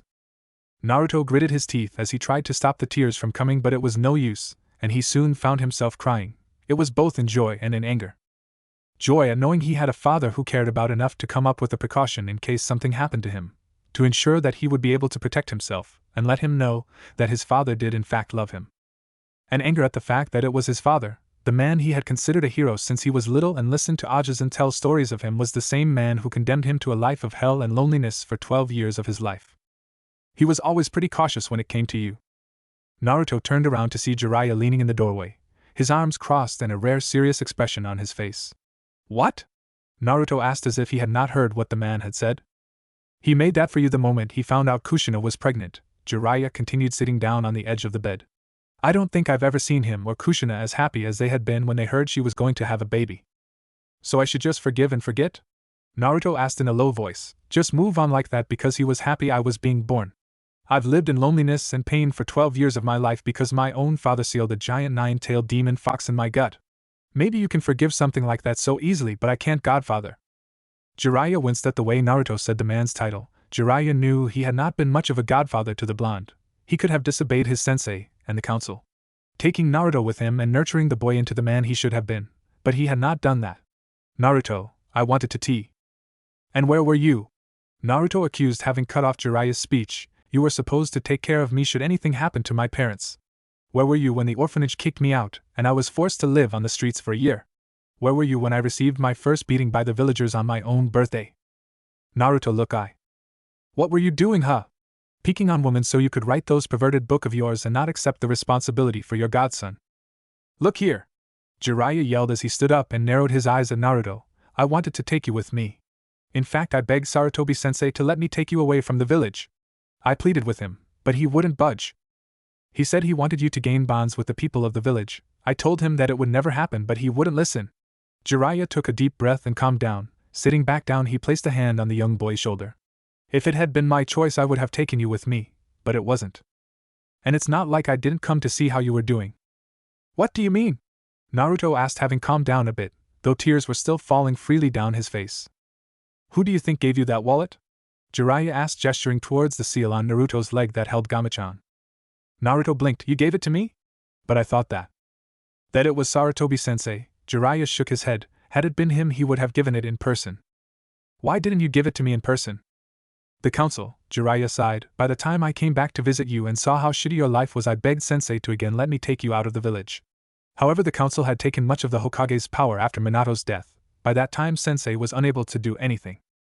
I was ordered not to make contact with you unless it had something to do with the seal. Naruto rubbed his eyes with his arms, getting the tears out before he looked at Jiraiya with a smile. I guess I'll have to fix that when I become Hokage, any? Jiraiya chuckled as he ruffled Naruto's hair. I guess so, but you won't become Hokage by moping about like this. Naruto chuckled as he dried the last of his tears. He honestly felt better after crying a bit. But crying never got people anywhere, plus crying over spilt milk wasn't his style. He was just about to comment when he remembered something. What about my mother? From what I understand, she wrote a letter for you as well, but it's at their house in Konoha, Jiraiya answered. Naruto nodded. Then I won't worry about that for now. I'll be able to read it when I get home. Jiraiya nodded and smiled. Good, now if you're done moping we have some training to do. Naruto grinned. Right. 3 months later. Naruto looked out at all the clones he had created after finishing his physical training regime. He had gone from 200 to 300 and had them working on various things, most of which were elemental manipulation, more specifically trying to find a way to combine them. He had just mastered his lightning element just a month ago, with it being the last natural affinity he had, so he had gone on to try something harder. Currently he had 100 clones working on sub-elemental creation. Contrary to popular belief, sub-elements were not the result of a bloodline. While there were of course elemental bloodlines, they usually centered around specific techniques such as Haku's Hijitsu Maku Houseo, demonic ice mirrors. There were also bloodlines that had specific powers that were used through sub-elements, such as Hashirama Senju's ability to tame the Bijou. Otherwise, the shinobi he ran into in Yuki would never have had the Hayatan Jutsu, ice techniques, that they had been known for before it became Haru no Kuni, Spring Country, after Team 7 saved it. Even though they only manipulated pre-existing ice, it still took the ability to combine water and wind elements to form the shapes they wanted. Anyone with enough control over their two elements and sufficient chakra control could create sub-elements. Of course, some were harder than others. Naruto had even heard rumors that there was a person who could use Yotan, lava release, which was a combination of fire and earth elements, and Futon, boil release, which was combining two contradictory elements, fire and water, to create an acidic base that could melt a person's opponents. He was unsure how the Kekkai Genkai worked for that person, but he assumed it allowed for a subconscious act of coating the walls of the throat with a layer of protective chakra. So far, Naruto had only been able to create Hayatan, but he was hoping to see if he could combine more than just WND and water. Another 100 were working on a mix of Tai and Kenjutsu katas, after Naruto had decided it would be good to learn how to use a weapon other than kunai and shuriken. Despite not having any style to go off of right now, Jiraiya had told him he was pretty good with the sword. It was Naruto's hope that he would be able to create his own style. Like his taijutsu style, which he had learned was his father's style, the Kenjutsu relied on high-speed combat. Though rather than aimed for joints, nerves and delivering bone-crushing blows, this style was designed to kill, going for the 8 vital points in the human body. Its movement was also based off of his affinity with wind and water. The style was meant to flow, so to speak. The user would move like the water, flowing in and out of attacks like water flows around a rock. However, it was also fast and unpredictable like the wind. It could be calm and centered one moment, then have all the power and fury of a raging hurricane the next. Right now, the sword he was using was one he had custom made when he and Jiraiya had gone to Tetsu no Kuni, Iron Country, a country which had been considered autonomous for many years and was well known for their powerful samurai force. The blade was a total of 26 foot in length, making it a Kodachi-class weapon, with a pitch black finish, while the edge was a vibrant silver color. The guard was that of the Uzumaki swirl, made to look like it was made of 9 foxtails in a dark orange color. The handle was also wrapped up in a dark orange cloth, with a gold pommel at the end and 3 tassels on the bottom. The sword was made out of a powerful chakra-conducting metal that was found only in Tetsu no Kuni. It was the same metal that allowed that nation's samurai to launch chakra-based attacks from the blade. It was also very expensive to have made. Along the edge of the blade were several powerful and hidden seal arrays of Naruto's own design. Their purpose was to store elemental chakra so he could launch elemental attacks rather than the standard chakra attacks to give him an edge in battle. He also gave the sword what he called a chakra circulatory seal. What this did was give the sword its very own chakra system, complete with artificial tenketsu points that were bonded to Naruto's own chakra coils. This allowed Naruto to utilize more power if the seals ran out of chakra in battle. It was based off of the few things he had heard about on the Samahata, a semi-sentient blade that could absorb foreign chakra. Though Naruto's was not semi-sentient, it was connected to Naruto in a way that most swordsmen would never be with their swords. He had given it the name Susanoo, God of Storms. The last 100 clones were doing a variety of different things, most of which were reading.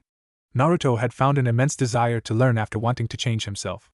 He would read anything from tactics and shinobi history to politics and gardening, not limiting himself to just shinobi-related subjects. However, other clones were doing things like playing shogi to help work on strategy, jotting down notes on ideas for a new jutsu or seal, or even trying to create a new seal. Though those ones had to be replenished often, as they usually had rather explosive results. Naruto turned his attention back to the notes in his hand. It was the one thing he had continued to have troubles with, and the one thing he refused to use Kagebushin to help recreate at all. Of course, it was also a very linear technique, so creating a bunch of clones would be next to useless for this jutsu. It was the one thing that he was striving to recreate, the prized jutsu that had made his father feared throughout the elemental nations and earned him his title, the Flying Thunder God, or Hiraishin.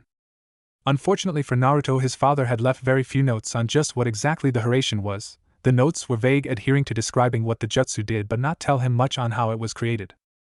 What he did know was that through the means of a shiki, formula, and the use of his father's infamous tri-pronged kunai, Minato was able to utilize a space-time ninjutsu that allowed instantaneous teleportation. Naruto assumed the principle behind the technique was similar to the Kuchiyos no Jutsu, summoning jutsu, in that it revolved around space-time manipulation. So far, Naruto had only made a minuscule amount of progress in the jutsu, since he had nothing to go off of except a description on what it did and the kunai with the shiki, though he was using a summoning array to start as a basis. "Hey Naruto, it's time to pack up." Naruto looked up to see Jiraiya waving at him. Standing up, he made his way over to his sensei. "We're leaving?" Naruto asked as he created a Kagebushin and dispelled it, letting his other clones know to dispel themselves in groups of 10 every 5 minutes. Yep, Jiraiya said with a smirk, it's been about a year and I think the only thing you're really missing is experience. Naruto blinked, so we're going somewhere I can gain experience? Jiraiya looked at him and grinned, not us, you. Jiraiya had sent a message a while ago about giving Naruto a long-term mission to help him gain experience, and he had just received a reply. Kiri, Mist, was apparently still locked in a civil war with Kekkei Genkai on one side and the Mizukage on the other. Mei Terumi, the apparent leader of the Bloodlines side, had petitioned Konoha for help, hoping that their love of bloodlines would give her some support. Normally Konoha had a policy of non-aggression and keeping out of international affairs that did not involve them. However, with Jiraiya's recommendation that Naruto needed to experience something, Tsunade had hesitantly given this mission. Me? Naruto asked in confusion. He was unsure what Jiraiya meant by that. Where will you be? I have some business to take care. Tsunade assigned me a covert operation to gather info on the different hidden villages to see which ones are a threat to Konoha and find out more on Akatsuki. It will be easier for me to sneak around without you, no offense, but while you're a damn good fighter you can't speak for shit. Hey! Naruto pouted, puffing up his cheeks comically. I was able to paint the Hokage monument in broad daylight and not get caught until I was done. I think that shows how skilled I am. Jiraiya chuckled. True, but this is not Konoha I'll be going to. Many of these places are most likely not friendly and a few may kill you for who you look like. Naruto was silent as he thought about that. It was true that he was starting to look more like his father. Each day that passed he grew more and more like the man. No doubt if IWA or some other country that harbored a grudge against his father were to see him, they would send assassins out. Naruto was not stupid anymore. He knew that while he was strong, at least mid to high Jonin by now, he was far from invincible. He could hold his own well enough against Jiraiya. But even when the man went all out, he held back some so as not to kill Naruto. Others would have no such compunction and would no doubt not hesitate to kill him. It was also as the man said, he lacked the experience to make full use of his abilities and that could cost him. So where will I be heading? Naruto asked, having decided this would be a good opportunity to see how well he could do against someone other than Jiraiya. The Toad Sannin gave Naruto a mission scroll. You'll be heading to Kiri, which is currently locked in a civil war. Naruto unrolled the scroll and began to read it while Jiraiya spoke. You will assist the bloodline side until the war is over. The rendezvous point is in the scroll as well as a code word and information about who you will be working with. Naruto nodded as he finished memorizing the information and handed the scroll to Jiraiya, who burned it with a Kaiten jutsu. I'll contact you via summoning from time to time to see how you are doing and give you any info that I feel you can use. Make sure you stay safe, okay Gaki? Jiraiya finished. Naruto nodded. Don't you worry, Ero-sensei, I'll do my best. This is the first chapter to my redone Namake's return story. I know it seems odd since I did not have many chapters before I decided to start over, but I ran into a dead end with my timeline and realized that the way I was doing things would not work. So instead Naruto is going to stay on the training trip for 4 years instead of 3. This is so I can tie my story together more nicely. Note this will follow the canon on several things. Moon Eye Plan and Kushina being a Jinchuriki for Kyuubi will be tied into the story. Also, the first part of the story will be when Naruto is on his training trip. This is going to be used as a replacement for the many of the arches that Naruto would have gone on had he arrived in Konoha with just 3 years of training. Arches like the Orochimaru and Sasuke searching arch, the Sora arch, this is the one that introduces Naruto to elemental manipulation, and the Raisin Shuriken arch. Others will be in there. I will actually have the Gaara retrieval. It will just be done differently since Naruto is out of Konoha. I'm not sure how many chapters it will be before Naruto returns to Konoha, but it will be a few since I will have a lot of character development for Naruto and others he will interact with outside of Konoha. Also, this will still be a harem, but I am cutting out one of the people in it. Temari, I have decided, will not be a part of the harem since I don't really see a point in having her. This means the harem will be Naruto, Yujito, Mei, Konan, Koiki, Yugao. Now some of you may have questions on how Naruto seemed to get out of his funk about Sasuke, his lack of shinobi abilities, and his father so easily. I know it seems odd, but we all know that Naruto has never believed crying over what can't be changed will help. If all of you remember the wave arch, you will be able to recall when Naruto called Inari a coward for whining about his father. Also, Kakashi had told Inari about how he had never seen Naruto skulk or cry about things, so I feel that this shows Naruto's ability to deal with pain. Also, I have a poll on my website for voting on which story you readers would like to see most. I have 4 others that I am currently working on. But I want to focus on just 1, maybe 2 for now. I will eventually complete all of them. But I feel that if you focus on too many, it will lead to future problems with the stories being written, and it will cause them to not be updated for months on end while working on one of the other stories. So make sure you send me a poll on which story you would like to see the most. Chapter 2, Bloodline Wars. Naruto readjusted the hood to his cloak as he got off the ship he had gotten passage on, Bringing a hand up to his face, he also made sure his face mask was in place to hide his whisker marks before looking around. The port town he was in had definitely seen better days. The ships that would normally be bustling in and out of the port were almost non-existent, with there only being 1 or 2 ships in the dock. Most of the buildings were run down and had rust staining many different areas, making it obvious they either did not have the resources or the people to maintain appearances. The people were even worse off. As Naruto began to walk to the meeting point, he saw more homeless people in this port than he did when Gato had been terrorizing Nami no Kuni, Wave Country. Many of them were sitting off to the sides of the street, begging for money or food, while others were hidden in back alleys and side streets. What was worse was that Naruto could see whole families who were homeless, little children who were even more malnourished than he had been when trying to scrounge a living in the streets of Konoha. Just the sight of seeing how terrible these people had it, and knowing there was nothing he could do to help alleviate their pain right now, was heart-rending for the young man. Out of the corner of his eyes, Naruto saw several figures hopping from the roofs, ninja with the Kirigakure, hidden mist, Hite. He took a moment to watch as several patrols passed by, most likely looking for bloodline rebels and or dissidents. Naruto watched the ninja as they passed, trying to get a feel for their emotional position. Living in the streets, Naruto had picked up the unique ability to detect what others were thinking and feeling to a certain extent, an ability that had saved him from a number of beatings by drunken villagers in the past by allowing him to avoid the more unsavory people who would wish him harm. Many of the faces on the ninjas here were an open book. The blonde was pleased to see that most of them seemed to feel just as bad as he did about the situation. While their faces showed no emotion, their eyes showed too much. It had always been said that the eyes are the gateway to the soul. For people like Naruto, that had never been more true. Their eyes showed guilt and sadness over what was happening here. Small flickers of eye movement as they flicked their eyes over to some of the homeless people showed that they too wanted to help. Naruto knew they most likely couldn't because the Mizukage had more than likely threatened to kill their families. It was strange. Naruto had heard that during the beginning of his reign the Yandame Mizukage was one of the most compassionate Kaiges. Naruto did not know what would cause him to change so profoundly. However, the evidence of the man becoming corrupted was right here for him to see. Naruto did notice a few ninja who seemed to derive some sort of pleasure from watching those around them suffer, and assumed they were the more hardliners of the bloodline haters. Naruto stopped walking as his enhanced hearing picked up a stifled sob. Looking around, he noticed a few of the other ninjas seemed to notice as well and looked even more guilty. Channeling chakra into his ears, Naruto was able to make out the sound better. Let's see, judging from the pitch of the voice, it's a female around her mid to late teens. The sob sounded pained, and Naruto could also hear fear in it. Having never been one to stand by when someone was in that much pain, Naruto put more chakra into his ears to locate the source of the sound. Walking into a small alley, Naruto looked around. When he was sure no one was following him, Naruto disappeared in a gentle breeze. Reappearing on the roof, the blonde crouched down and activated one of the few genjutsu he could do. It was more of a genjutsu/ninjutsu hybrid, much like the standard henge that is taught in the academy. Rather than affect the mind of an opponent, it affects the surroundings of the area. Channeling chakra into the oxygen particles in the air, masking and camouflaging the area around Naruto to make it seem as if there is nothing there, making him invisible to all but the most powerful of Kage-level ninjas or those with Dijitsu and enhanced senses like those of the Inuzuka clan. It was a technique Naruto had been taught by Erosenin, who used whenever he tried to peek on women, though Naruto understood it had many applications in stealth and espionage as well. Making sure he would not be spotted by any of the ninja that were passing on the roofs, Naruto continued on his way towards the sobs, which were now becoming much louder and clearer.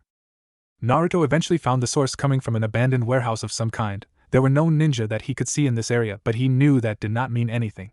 He looked towards the second-story window, which is where the voice was coming from. Dropping off the building he was on, Naruto quickly moved towards the warehouse. Channeling chakra to his feet, the blonde shinobi walked up the walls to take a peek inside the window. What he saw was something that would haunt and disgust him for a long time to come. Inside was a young woman who couldn't be more than 16 or 17 years of age. She had long dark brown hair, which seemed to be the standard hair color in Kiri, and vibrant green eyes.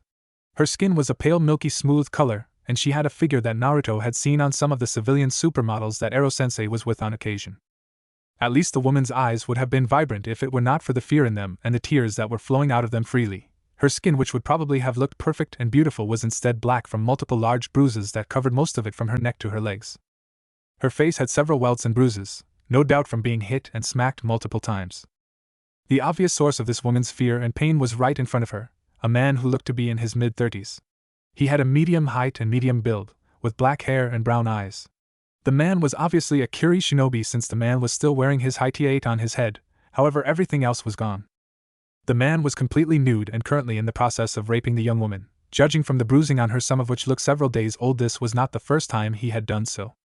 Naruto's blood began to boil as he gnashed his teeth together hard enough that the coppery and tangy taste of blood came to the blonde as his gums began to bleed. Naruto had always held a deep-seated respect for women that sometimes bordered on worship. He was not sure what it was about them that made him feel this way, but it was part of the reason he had never raised his hand to Sakura when she would hit him. Sure, Naruto was not a virgin anymore and had in fact slept with several girls in the past year, but he would never do anything unless the woman he was with wanted to. To see some man know a monster doing something like this to an innocent young woman was nearly enough to send him on a killing spree of every shinobi in this village. Closing his eyes, Naruto quickly reined in the impulse and took several deep breaths. Even if he tried to, he would not be strong enough to defeat an entire town of ninja. He could not do anything about them right now. He looked into the window. While he may not be able to do anything about this town, but he could at least help this woman. Ha ha ha, come on, you know you love it. Karai Musashi laughed as he listened to women sob and cry. A jonin of Kiri for nearly 10 years, Karai was considered a sick bastard even by his peers. He had become a genin at an early age and had risen through the ranks fairly quickly. It had at one point in time been the man's hopes to become a member of the Kiri no Shinobigatana Nananin Shu, 7 Swordsmen of the Mist, before they had fallen from grace. When they had been disbanded due to the betrayals of nearly all the shinobi in that group except one, he had just opted to find some other way to gain glory. While he had yet to find glory, he had found several ways to entertain himself. He looked down at the young teenage girl he was pounding himself into. Her pleas were like music to his ears. Ah! Did I ever tell you how He was cut off from speaking as a pair of hands wrapped around his head, one covering his mouth and the other on the back. With a quick twist, the hand snapped Karai's neck and let him fall out of the girl and drop to the floor, revealing Naruto, who was glaring at the corpse as if hoping it would spontaneously combust. Taking his attention off the now dead shinobi, Naruto looked over at the girl and winced. She looked like she was going into shock, no doubt from seeing someone die. Her eyes were wide and she was starting to hyperventilate. He made to move over to the girl and help treat her wounds, but stopped when she turned her attention to him and began backing away. Please don't hurt me, the girl's voice choked as she continued to back away, despite the fact that she was already pressed against the head of the bed. I don't. Naruto pulled down his hood and face mask to give the girl the most compassionate smile he could muster despite the sick feeling he had in the pit of his stomach. Don't worry, I'm not gonna hurt you. The girl looked at him and seemed to calm down a bit. I just want to help you, Naruto continued as he made slow movements towards her. You do? She asked as a small flicker of hope appeared in her eyes for a brief moment before vanishing. How do I know I can trust you? She asked in a low voice. You don't, Naruto said, keeping his tone warm and kind. I have no way of proving to you that I don't mean you any harm. All you can do is choose to trust or not trust that what I say is true.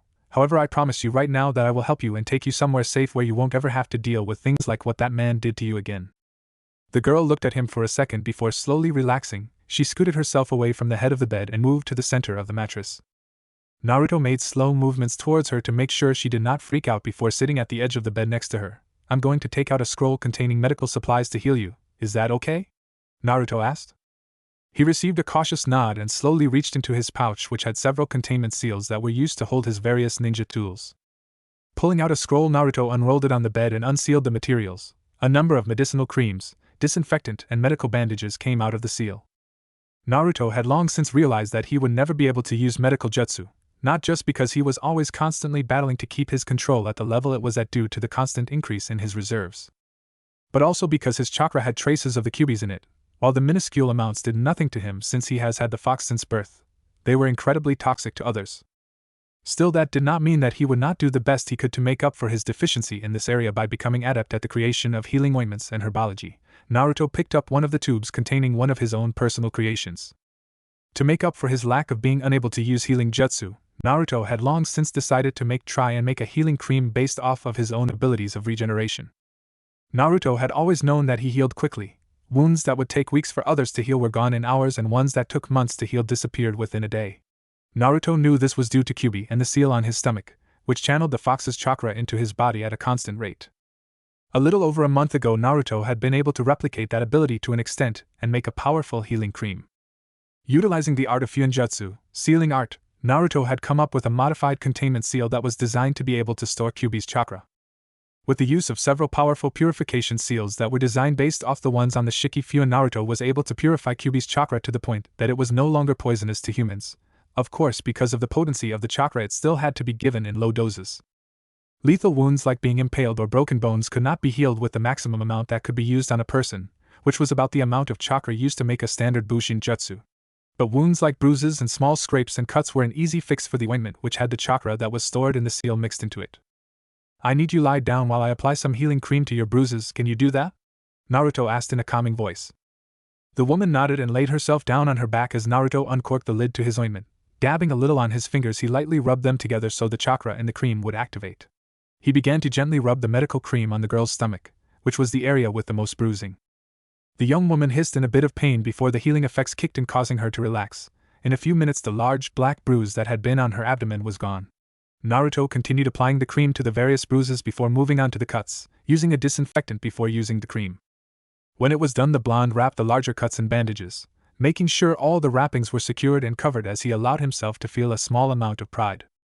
If he were honest with himself, he had far more respect for healers like Tsunade-bachan, rather than warriors like himself. After all, it was easy to take a life and far harder to save a life. Can you stand? Naruto asked as he held out his hand to the young girl. She hesitated for a moment before taking it and standing. The young woman let out a yelp of pain as she began to fall.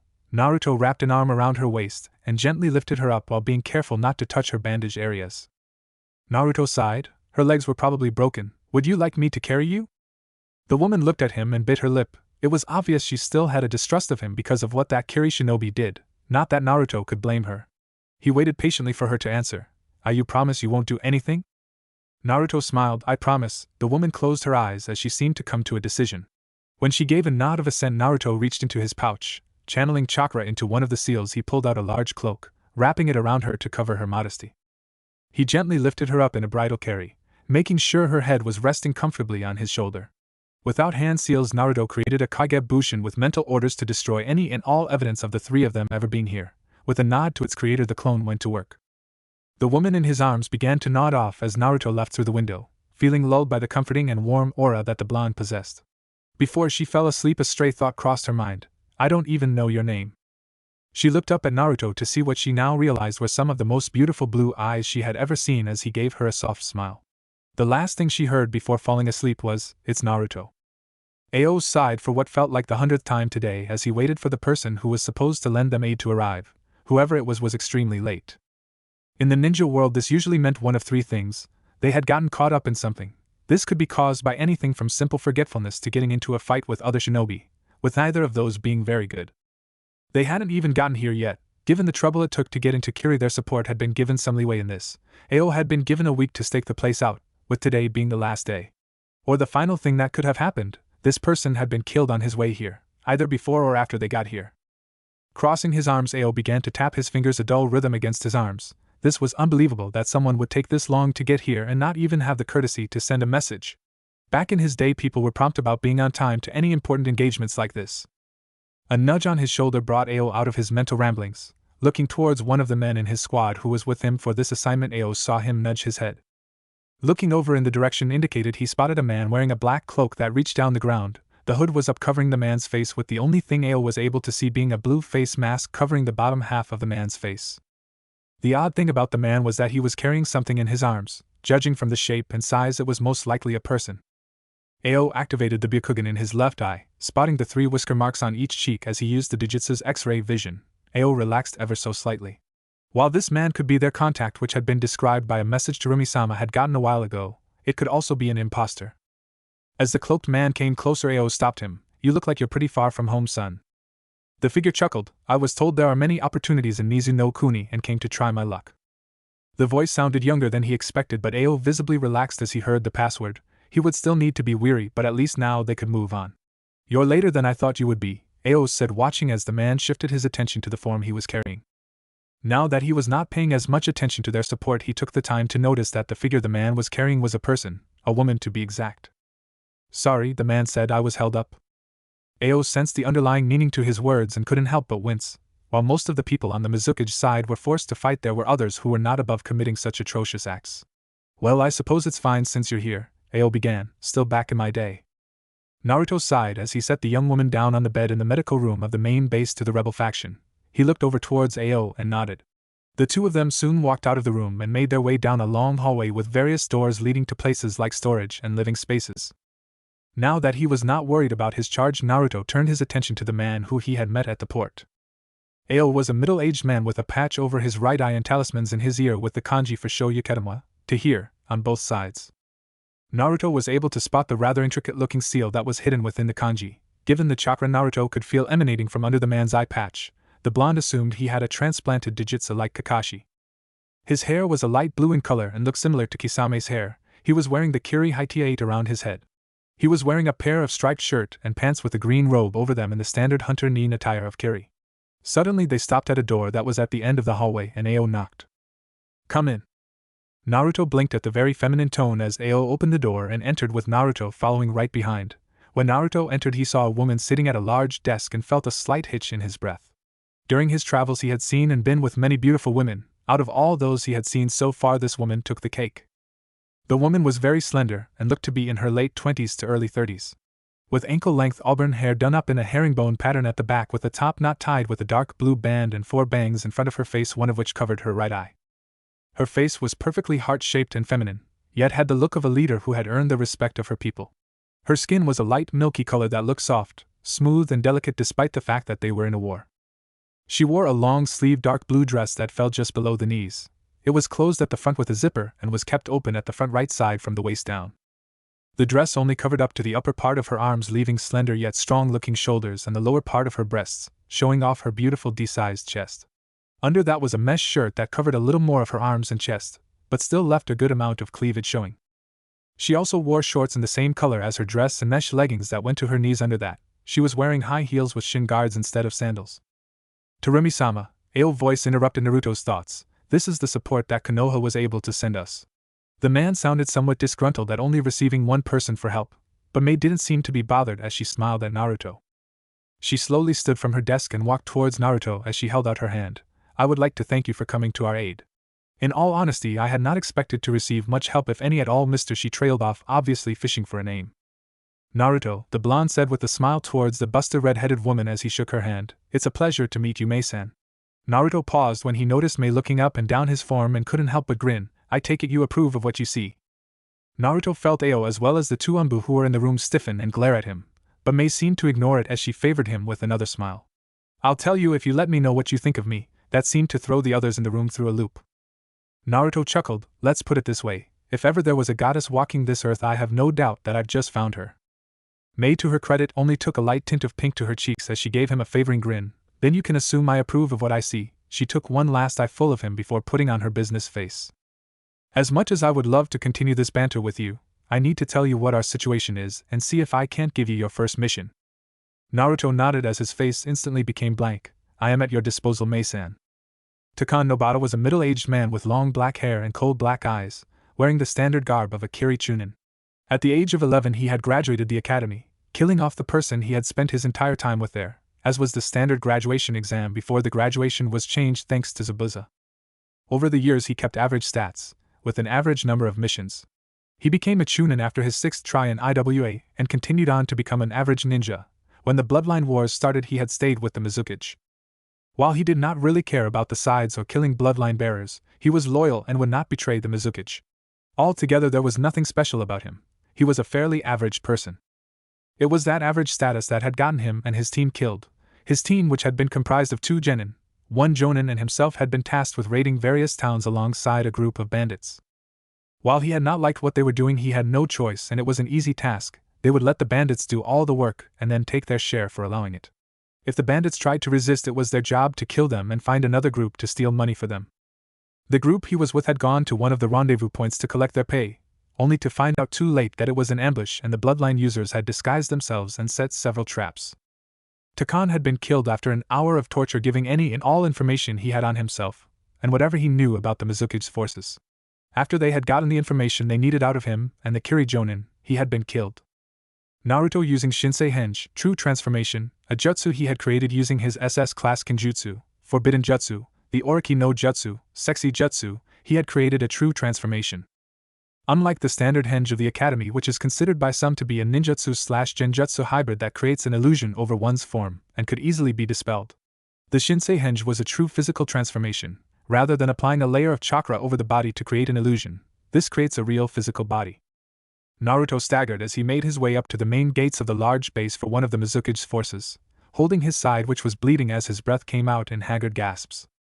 As he got to the gate, the shinobi in the watchtower spotted him and called down to two shinobi who were standing guard inside the gate, which began to open with a creak as one of the guards went to get the commander while the other came out of the gate and walked in front of him just as he began to stumble. "What happened to you?" the man asked as he slung Takan's arm over his shoulder and helped him up. "Be bloodline rebels," Takan gasped out using a bit of wind chakra to cut up his gums, making it look like he had blood coming up from his throat.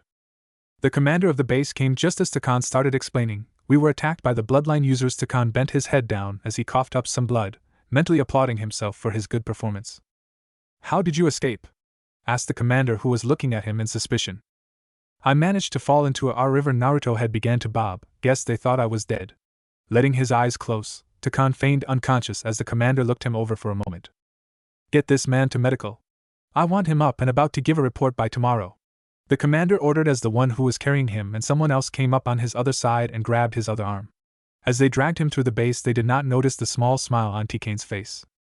"All right, he's in," Ao said as he observed the front gates come to a close. "Now we just need to wait for him to open the gates and we'll begin our mission." This would be one of the first times they actually destroyed an enemy base. They had done many raids on ninja teams and caravans before, but because they lacked the numbers, they had never been able to storm one of the strongholds the Mizuki Yagura created, mainly because no one could sneak in to disrupt it from the inside. Henge did not work on the more talented of Jonin, and Yagura had created these bases to be impenetrable from the outside. There were a total of 15 guard towers that were designed to spot enemy ambushes long before they ever got within 100 meters of the place.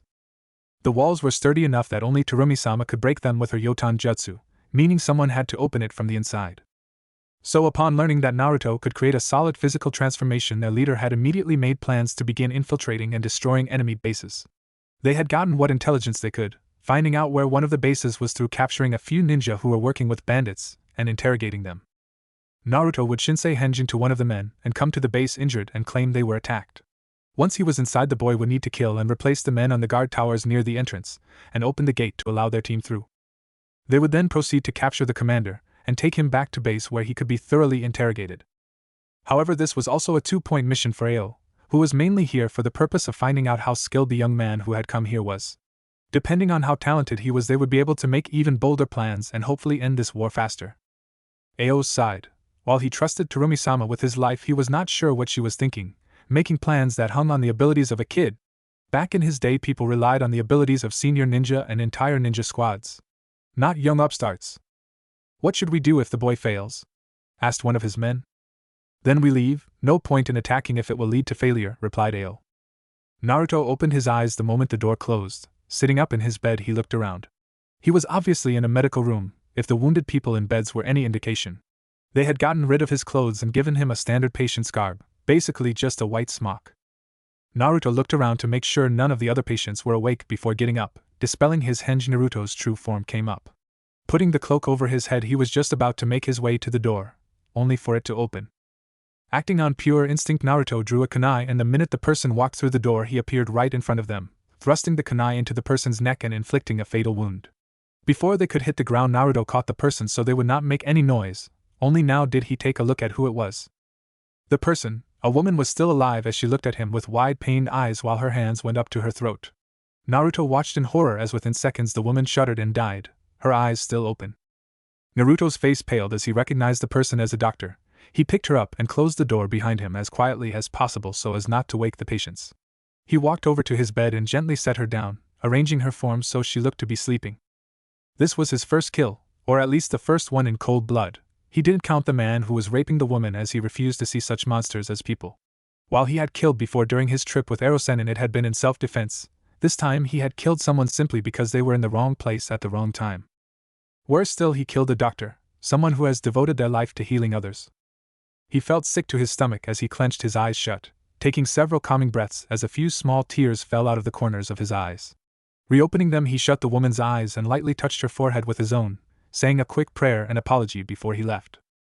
He still had a mission to do and couldn't afford to be distracted. He could break down later.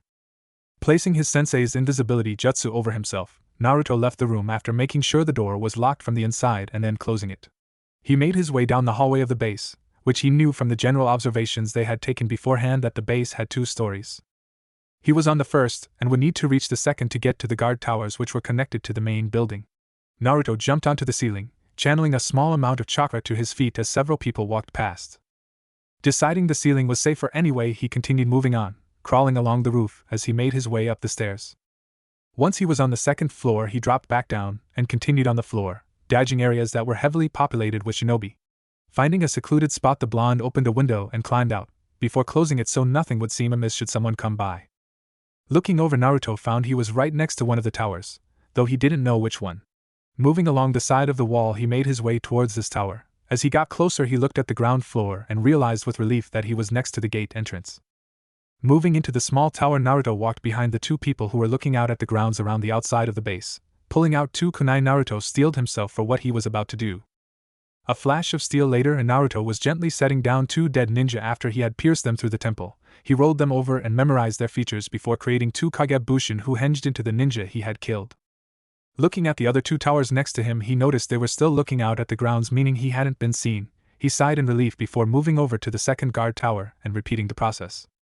With that over, Naruto climbed over the wall and walked down onto the ground. Sneaking over to the gate, Naruto spotted the two who were standing guard on each side. Using the two kunai he had been working with to make his kills, Naruto took aim and threw them. Both kunai pierced the back of the two ninjas' heads. Before they could hit the ground, Naruto created a Kagebushin. Both the Narutos appeared next to the dead shinobi and caught them while they were falling. Hiding them off to the side, Naruto looked at the winch designed to close and open the gate. Pushing it up, the wheels began to turn as the gate opened. Outside of the base, Ao and the others had been waiting for something to happen. When doing a stakeout of any kind, it is usually boring and only penetrated with excitement when and if something actually happened. Ninja who specialize in reconnaissance learn this early on. Only those who are patient and collected can truly do stakeouts. Especially of this nature, where you are going to be infiltrating and destroying an enemy base should the one you sent to open the way come through. Taicho, the gate is opening, one of his men informed Ao. I can see that, Ao said. While he did not show it, he was impressed with the short amount of time it took for this boy to accomplish his mission. It looks like he came through after all. Alright men, we're moving out. Naruto took a long chug out of his sake bottle, letting the liquid burn down his throat. Setting the bottle down, he closed his eyes as he took in several deep breaths, trying to settle his after-mission nerves. This had been one of his first missions above C rank. He didn't really count the wave mission since it had originally been C rank and Kakashi and Sasuke had done most of the fighting. The only other mission that had been above C was his mission to Yuki, and he had not killed anyone then. Despite that the mission had gone off without a hitch, he had given a nearly impeccable performance after the mission. Ao's team, which was the one he would be assigned to unless needed elsewhere, had even given a toast to him when they got back. Yet even with all the praise he was getting, his thoughts kept going back to the woman he had killed at the start of the mission. Try as he might, he could not keep his mind off of the final look of pain and fear that had seen in her eyes as she died, which of course was why he was here. He had been unable to sleep and so had come to the small bar the base had to hopefully drink himself stupid. Unfortunately, he was having no such luck as Kyubi just burned the alcohol out of his system. As he was cursing the fox for all he was worth, a voice spoke up behind him. Yen, for your thoughts? Naruto turned around and came face to face with Mei. He gave her a somewhat pained smile and gestured for her to take a seat. Moving up to the stool, she sat down next to him and shared a companionable silence. Naruto collected his thoughts before he began to speak.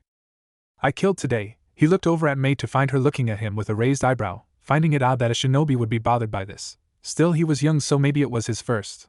Normally this wouldn't be a problem. I've killed before, usually in self-defense or the few times me and Ero-sensei ran into bandit camps. Well, there went that idea. Wait, Ero-sensei? Mei asked with an amused smile. Naruto rubbed the back of his head as a sheepish expression passed over his face. Sorry, I meant my sensei, Jiraiya. Mei's eyes actually widened in shock. You mean the Jiraiya? Of the legendary 3? At Naruto's nod, Mei turned to her own thoughts. When she had first heard that Konoha was only going to be sending one person to help them, Mei had been, while not displeased as she had not expected much, had at the very least found herself feeling disappointed. However, the handsome young man before her seemed to have quite a bit of skill, as he demonstrated with pulling off a successful infiltration mission, allowing them to destroy one of their enemies' strongholds for the first time. They had even managed to capture the commander of the base. He had provided her with the location of even more bases which she was planning on having the young blonde infiltrate. She could now see why he was so skilled. If he was trained by Jiraiya, she looked over at the blonde to see him looking at her quizzically and became somewhat embarrassed at spacing out. I'm sorry, please continue. Naruto smiled appreciatively. He did not know why, but he felt comfortable in her presence, as if he could trust her. Naruto went back to his story. It had been at the start of the mission, and I had just been about to sneak out of the medical room when the door opened. I can't really remember much except for instincts kicking in. One moment I'm just getting off the bed and the next there's a young woman in my arms clawing at her throat. You looked in her eyes, didn't you? May asked as an understanding light came to her. In the academy they had been taught that the worst possible thing you could do was stare into the eyes of someone you had killed. It had caused many problems for young genin who became plagued with nightmares about their first kills, many of which had to quit being a shinobi because they had become mentally unstable. It had been why the original graduation exam in Kiri had been to kill the person closest to you. They felt that if you could do that, then killing some random person would be nothing. Naruto nodded yes. I had looked into her eyes and watched her die, saw the helpless and pained expression on her face.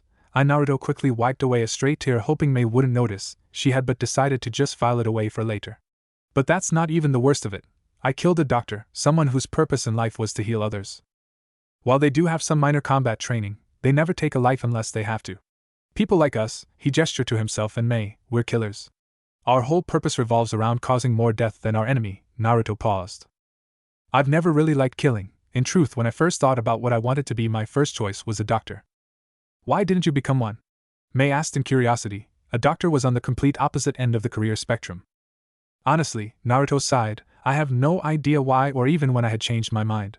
Wouldn't have mattered anyway. From the moment I was born I was chosen to be a ninja by factors outside of my life. Both of my parents were ninja, extremely powerful in their own right, that was part of the truth. But the biggest reason was because of Kyubi. Even if he had been given a choice, there was no other profession he could have chosen because of that rather small detail. So you became a ninja because of your parents? May asked. Partially. Naruto looked at her. I actually didn't even know who my parents were until a few months ago. But the Sandaime knew them. He would always tell me great stories about how my parents were such noble people who fought to protect their home. Of course I had no clue he was talking about them at the time. Sounds like he manipulated you, May scowled. She had never liked people who would manipulate an innocent child. It sounded like something Yagura would do so he could get a powerful pawn under his sway. Yes, I'm pretty sure that whether he knew it or not he was indeed manipulating me to become a shinobi. Though I would never blame him for that, he was the Hokage after all, so I assume he was mainly telling me of his own feelings. Naruto took another swig of sake. I'm not well liked in my village, so this was really the only option I had available anyway. Naruto blinked in surprise. Why did he just tell her that? This was only the second time he had even talked with her. It's not like they were close or anything. He couldn't blame it on the sake since he was unable to get inebriated. Perhaps it was the aura she gave off? Maybe her comforting presence? Or perhaps it was some other factor he had yet to deduce. He looked over at May, who seemed to be interested in that comment. Deciding there was no harm in letting her know a little more, he started again. Because of events that happened at my birth, events that I had no control over, I have been hated all my life. May frowned at that. Were your parents traitors? That was the only thing she could think of that would make the people of his village hate him. Though she did not think that was the case, especially if the Sandaime had hailed them as much as Naruto said he had. Of course he could have told Naruto that so he could manipulate him into becoming a shinobi. Naruto shook his head. No, in fact my parents, or at least one of my parents, is considered the greatest hero the Hidden Leaf village has ever seen. May looked at the young man and thought, there were very few heroes within Konoha during the time Naruto could have been born, at least ones who were not too old or too young to be his parents. She looked at him closely, studying his profile as if she was trying to put together the pieces to a puzzle. Now that she thought about it, he did remind her of someone she had seen in a textbook on the Third Great Ninja War. The man who had been hailed as the one to end that war with a single jutsu that had become so feared she doubted even Yagura would have fought him. An image came to her mind and a name clicked. She felt her eyes widened as she finally realized who his parents were, or rather who his father was. I see you figured it out, Naruto said as he saw the recognition in her eyes. I would appreciate it if you didn't tell anyone of my parentage, at least not yet. I can do that, May said after a bit of thought. He was trusting her with what had to be a fairly large secret. She knew it would cause a lot of problems not just for him but for her as well if word about Naruto's heritage got out. No doubt IWA would be more than willing to join in the bloodline wars if they thought they could kill the son of the Kuroi Senku. Thanks, Naruto said with a small smile. May returned it as she looked at him. So why don't you continue your story? There's really nothing more to tell, Naruto said with a sigh. I killed someone who I feel didn't deserve to die.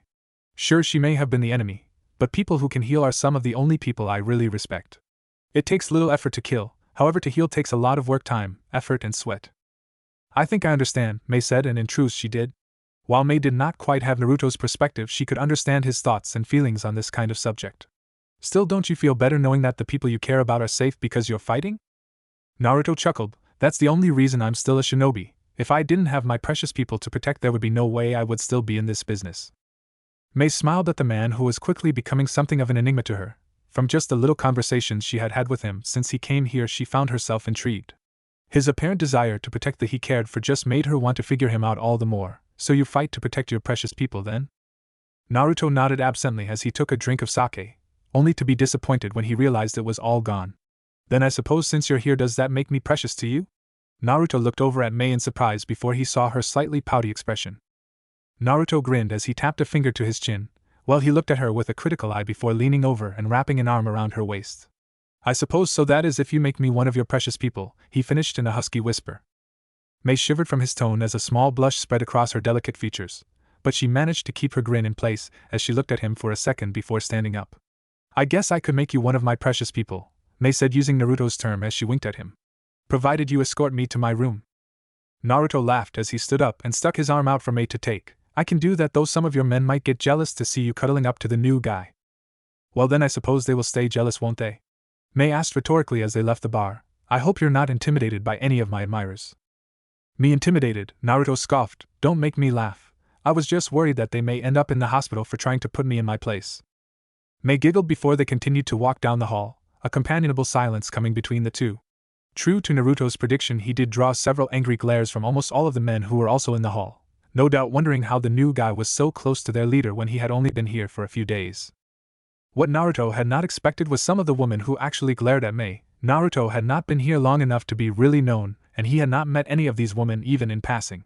He wondered if they simply thought she was degrading herself by getting so close to someone after only a few days of their first meeting. It's because they're jealous. Huh? Naruto asked in a somewhat dumb tone as he turned to look at Mei. Mei covered her mouth with her free hand as she giggled. Word of how you rescued a woman from being raped apparently spread through the base soon after you arrived. It seems that your good deed made you quite popular. But they don't even know me? Naruto said, blinking before realizing what was going on. I can't believe I didn't think I would see fangirls in the middle of a war. This comment caused Mei to laugh outright, causing the people around the two to become startled. Mei's laugh calmed down and became an occasional small giggle. Well, to be honest, I didn't expect it either. But there you have it, she said as she made a casual gesture to a few of the girls around her. I suppose so, Naruto said as they once again continued in silence. A few moments later they were at Mei's door. Mei turned around and gave him an alluring smile. Thank you for escorting me, kind sir. Naruto grinned at her as he gave an exaggerated bow. Not at all, my lady. It has been a pleasure to merely find myself so graced as to be in the presence of a goddess such as you. Charmer, Mei murmured, unable to contain a blush from the comment. I am so such thing, Naruto affected mock surprised look. I am merely someone who speaks what I think. Naruto took her hand and gave it a small kiss. Looking up, he was pleased to see Mei's face was now red. He gave her one last smile. I'll see you later, Mei-chan. Mei's blush increased in hue at the addition of the affectionate suffix Naruto added to her name. Mei-chan, I could get used to being called that. She looked at where Naruto was going down the corridor. Naruto Namikaze, you truly are an enigma I will enjoy figuring out. Naruto looked around at the other people who had also been called to Mei's office. Two of them he didn't know. They were not frontline soldiers, so he had never fought by their side. All he knew was that one of them was the head of the medical staff, and the other managed the supplies they acquired through various means. He also knew that the one who managed the supplies did not like him for some reason. The man was fairly young, so Naruto assumed it was because of how close he was to Mei. The man had complained once about Mei insisting on having Naruto with them as a part of their meetings. He never did it again after Mei threatened to melt his balls of, which Naruto had later found out she could quite literally do. Ao was also with them. He and the Hunter Nin had gotten closer in the past 5 months Naruto had been here. During that time, Naruto had usually been with Ao's team and had gone on several more infiltrate and destroy missions.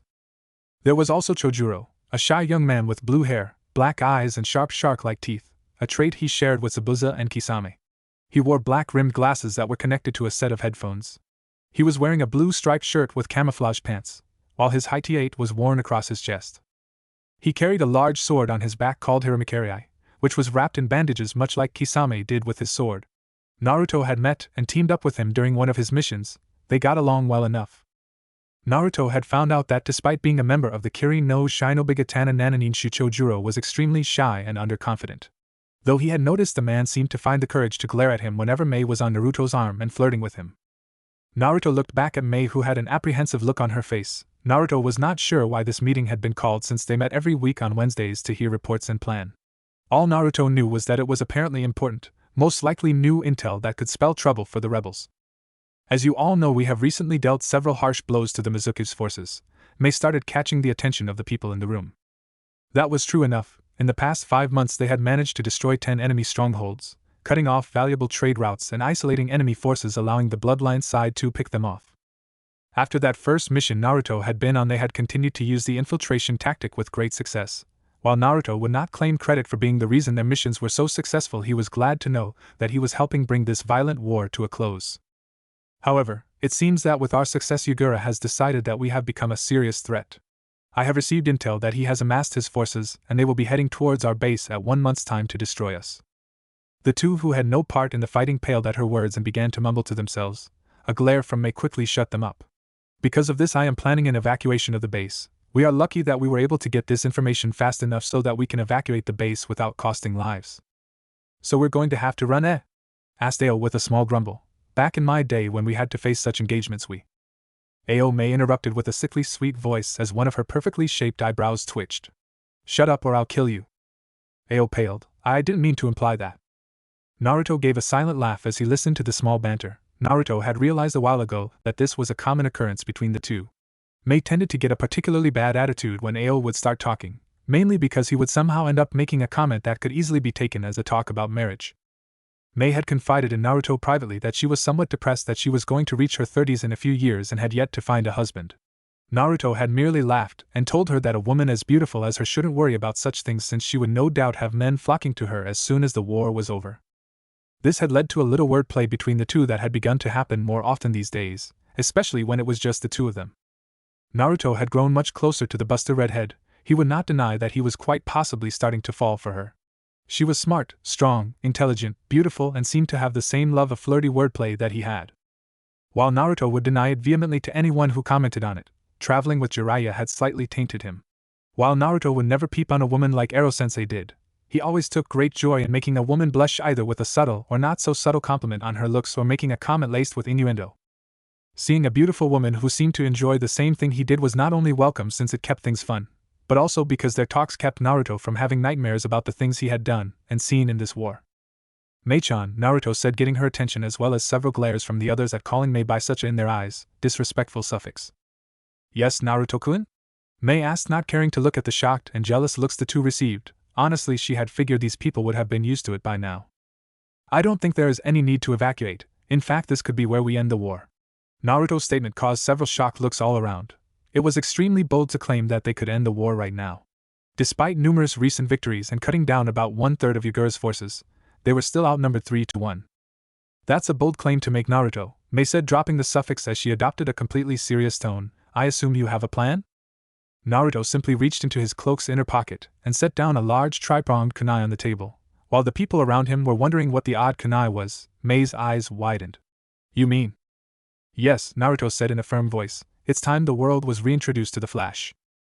Naruto stared out across the plain trying to see if the enemy had arrived. Like always in Mizuno-kuni, the area was extremely misty, giving everyone very low visibility. Looking to his right and left, Naruto saw several people who were lining up kunai launchers. If he were to look behind him, he knew that he would see people doing the same thing. He noticed that most of the people who were preparing them were looking at the odd tri-pronged kunai in curiosity, most likely wondering what it was and how it could be used to end the war. Naruto and Mei had refused to say anything, and the only person who the blonde was sure knew what was going to happen was Ao, who was more knowledgeable than most people from Mizu due to his travels. Because of how isolated Mizuno-kuni was, most people who lived there did not have much information about the world outside their country.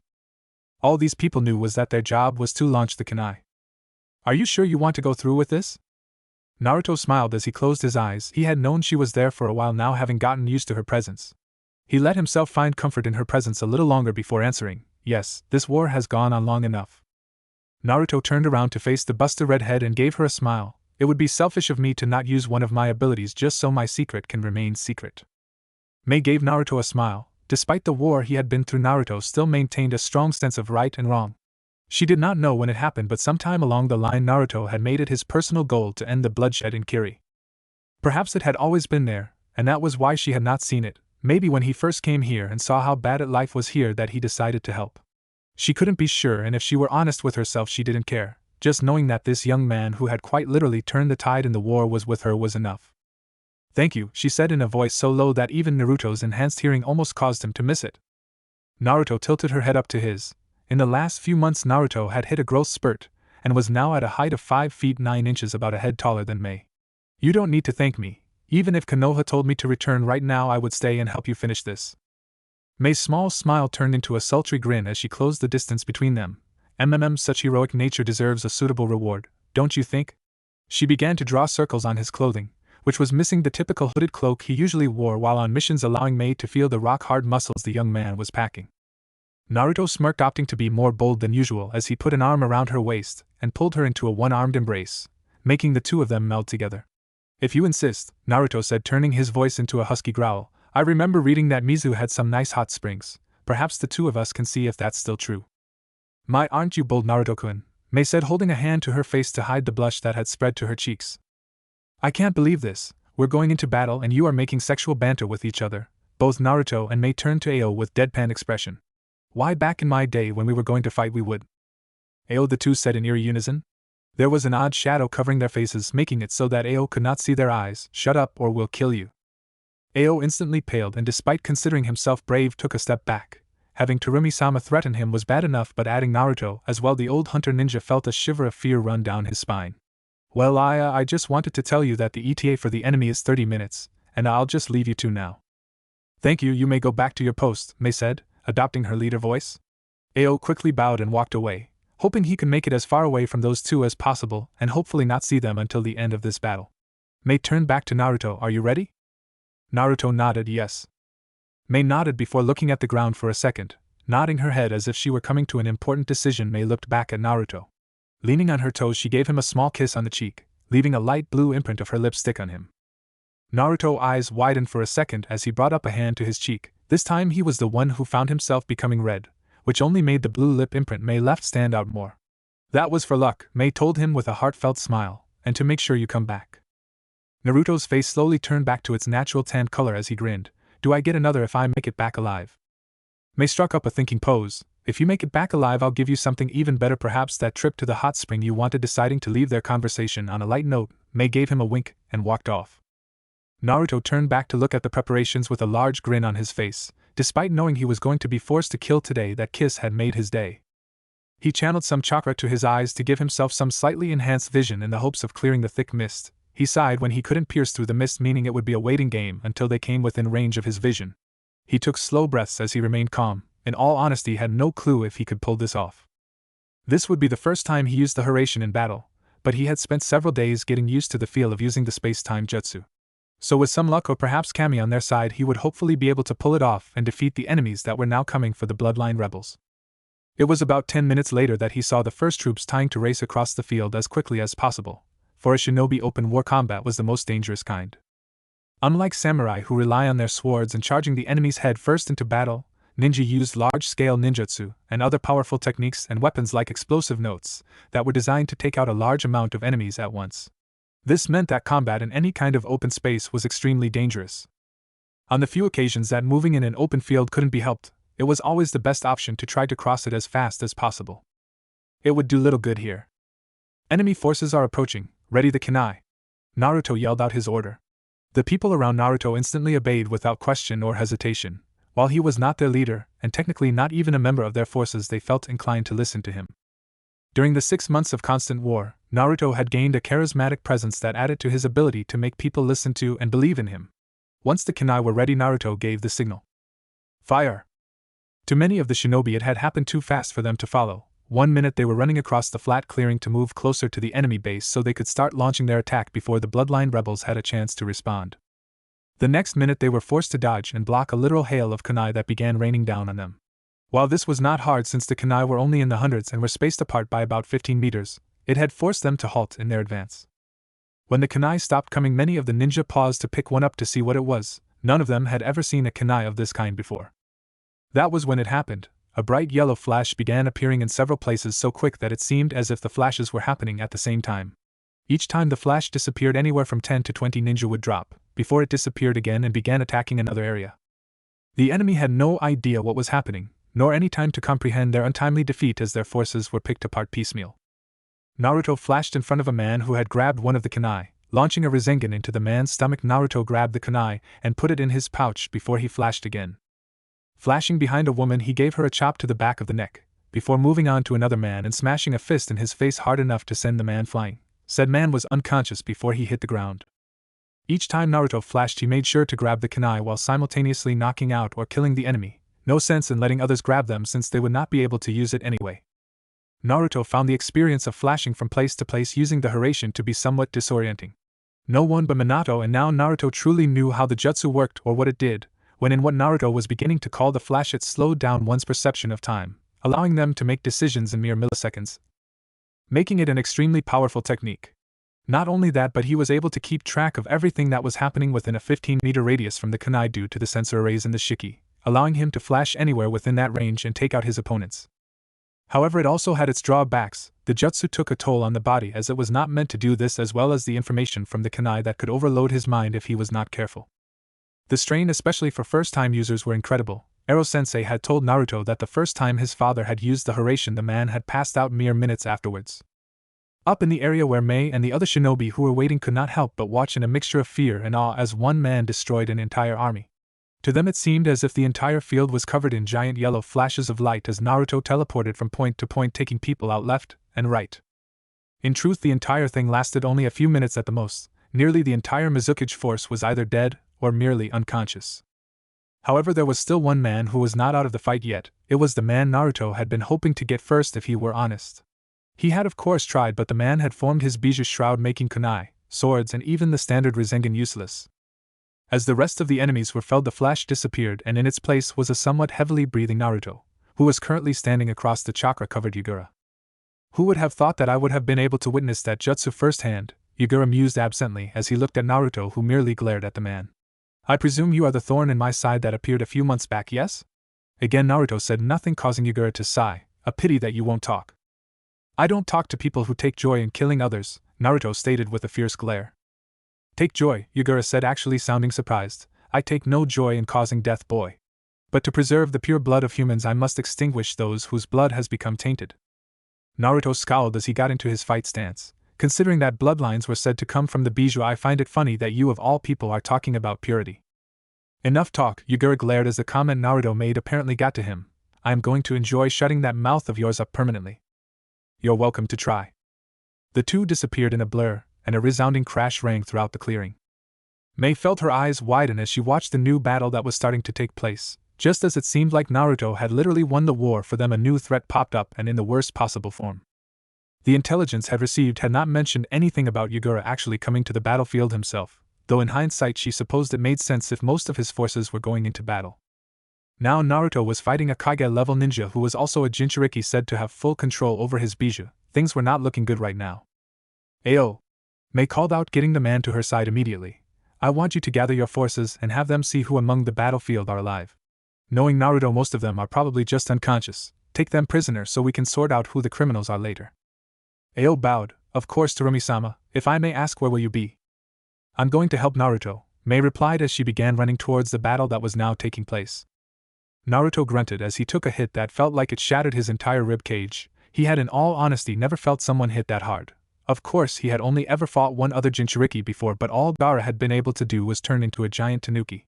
Naruto flipped on his feet and began going through several hand signs. Raiton, John! Lightning release, false darkness. A large blast of lightning shot out of Naruto's mouth and tore through the landscape as it headed for Yagura. The attack hit dead on, and Naruto waited for the dust to clear before making his next move. When it did, Naruto cursed at not even seeing a scratch on the man. Apparently, when one had full control over their Bijou as displayed here, it came with some serious advantages. Yagura came at Naruto again, getting in front of him faster than most people could blink and aiming a punch with enough power that it would take off the blonde's head. Fortunately, Naruto had trained extensively to fight at high speeds and dodged the blow, tilting his head to the side as he crouched down. A Rasengan appeared in both his hands before he shoved them into the Mizukage's stomach and chest. It seemed to have an effect as Naruto was able to put more chakra into it than when he used the harem. A scream tore itself through the cloak sand by Jinchuriki's throat as his stomach and chest muscles were partly torn away before he was sent flying. The man managed to flip onto his feet and looked up at Naruto with a snarl. Naruto grimaced at seeing the man's muscles and flesh almost finished healing. He wondered if this was what it felt like for others when he just healed any injury he received. Oh, I can just tell, this is going to be fun. The three tails that waved themselves behind Yagura suddenly came up to the front as the man opened his mouth, large amounts of concentrated chakra forming between the tails. Naruto was curious for a moment, wondering what Yagura was doing. That amount of demonic chakra would kill anyone, even him. The Mizukage swallowed the condensed matter of chakra, becoming extremely heavy and causing the earth he was standing on to shatter. Sanbaiko Imari. Three Tails menacing ball. Fuck. Naruto swore as a large blast of pure energy was launched at him. Naruto threw one of the Haraishin kunai he had been sure to gather as he fought. Just as the attack was about to hit, Naruto flashed out of the way, catching the kunai before he landed on the ground. Naruto looked to where he had been, the attack had been, and saw that it had torn a 50-foot diameter trench through the spot, and it looked like it continued on for miles. Naruto was glad that he had been on the opposite side of the rebels, or they would have been annihilated. I'm beginning to hate that jutsu. Naruto turned to see Yagura glaring at him. Not deigning to speak, Naruto got into his fighting stance again. Yagura chuckled before coming at him full force. Channeling Kyuubi's chakra into his fist, Naruto began to meet the man blow for blow as the fight continued. Unfortunately, Yagura could use more tails than Naruto, who could only use one, and the punches were beginning to hurt. However, there was really not that much that Naruto could do. Jutsu were for the most part useless. The only thing that worked was the Rasengan, and Naruto, while not having used a lot of chakra, would not be able to make many more. The strain of using the Haraishin so much today without being well trained in it had taken a large toll on his body. Naruto ducked under a swipe sent his way, before being forced to twist himself out of the path of one of the man's tails. As Yagura sent another punch at the blonde, Naruto sidestepped the attack while grabbing the arm and pulling him into a knee. It didn't seem to do anything as the man just got back up and began attacking him even more furiously. Naruto dodged another punch, only to have his feet swept out from under him. The blonde managed to roll to the left just in time to dodge another blow from Yagura that shattered the earth. Pushing himself onto his feet, Naruto shot off towards his opponent, appearing in front of Yagura before sending another, larger Rasengan at the man. Oedoma Rasengan. Big Ball Rasengan. There was a large explosion and Yagura was sent flying back, rolling to the ground a few times before coming to a stop. Naruto was hunched over, panting as the man got up again. He noticed that the wounds, while still healing, were more extensive. Naruto cursed. He needed to use a stronger jutsu. If only he had some way to distract his Jinchuriki opponent, he may be able to use that jutsu. Yotan, Lava Bullet. Several bullets of molten magma shot at Yagura, impacting and making him stumble forward as he screamed out in pain from the lava melting the skin off his back. Naruto looked over to see Mei Terumi running towards him with a worried yet determined expression. Unfortunately, the blonde also noticed Yagura's eyes catch on to Mei's form. Both Naruto and Yagura disappeared. Mei suddenly found herself being thrown to the side as Naruto pushed her away from Yagura. Ducking under a punch, Naruto shoved another Rasengan at his opponent, wincing as his arms felt the strain of the attack as it drilled into his opponent's ribs. As Yagura was thrown away, Naruto ran towards Mei. Are you alright? He asked as he offered her a hand. I think I should be the one asking that, Mei said as she accepted the help up. I hope you have a plan for beating him because I'm drawing a blank. Maybe, Naruto breathed. How long can you hold him off for? 10 minutes at the most, Mei said, looking to where Yagura was getting back up. That should be more than enough time, Naruto said. Be careful when you fight him. I will, Mei said as she charged towards Yagura and began doing hand seals. Futon, Skilled Mist. Boil Release Skilled Mist. As Mei began to launch Yotan and Futon Jutsu at Yagura, making sure to keep her distance, Naruto created a clone. Holding out his hand, Naruto formed a Rasengan. The clone began to channel wind chakra into the spinning maelstrom of destruction. I'm only going to have one shot at this. I need to make it count. The Rasengan began to turn pure white as 4 points appeared swirling around its outer edge, making the jutsu look like a 4-point shuriken. A loud screeching sound began to fill the air as the jutsu became complete. He looked over at Mei, who had several bruises but for the most part looked okay. Mei! Get out of the way! Mei jumped away from Yagura as Naruto channeled a concentrated dose of chakra to his feet, shooting off with such force that the landscape literally buckled and cracked when Naruto kicked off. Speeding towards Yagura, Naruto thrust out his hand. Futon, Raisin Shuriken. Wind Release, Spiral Ball Shuriken.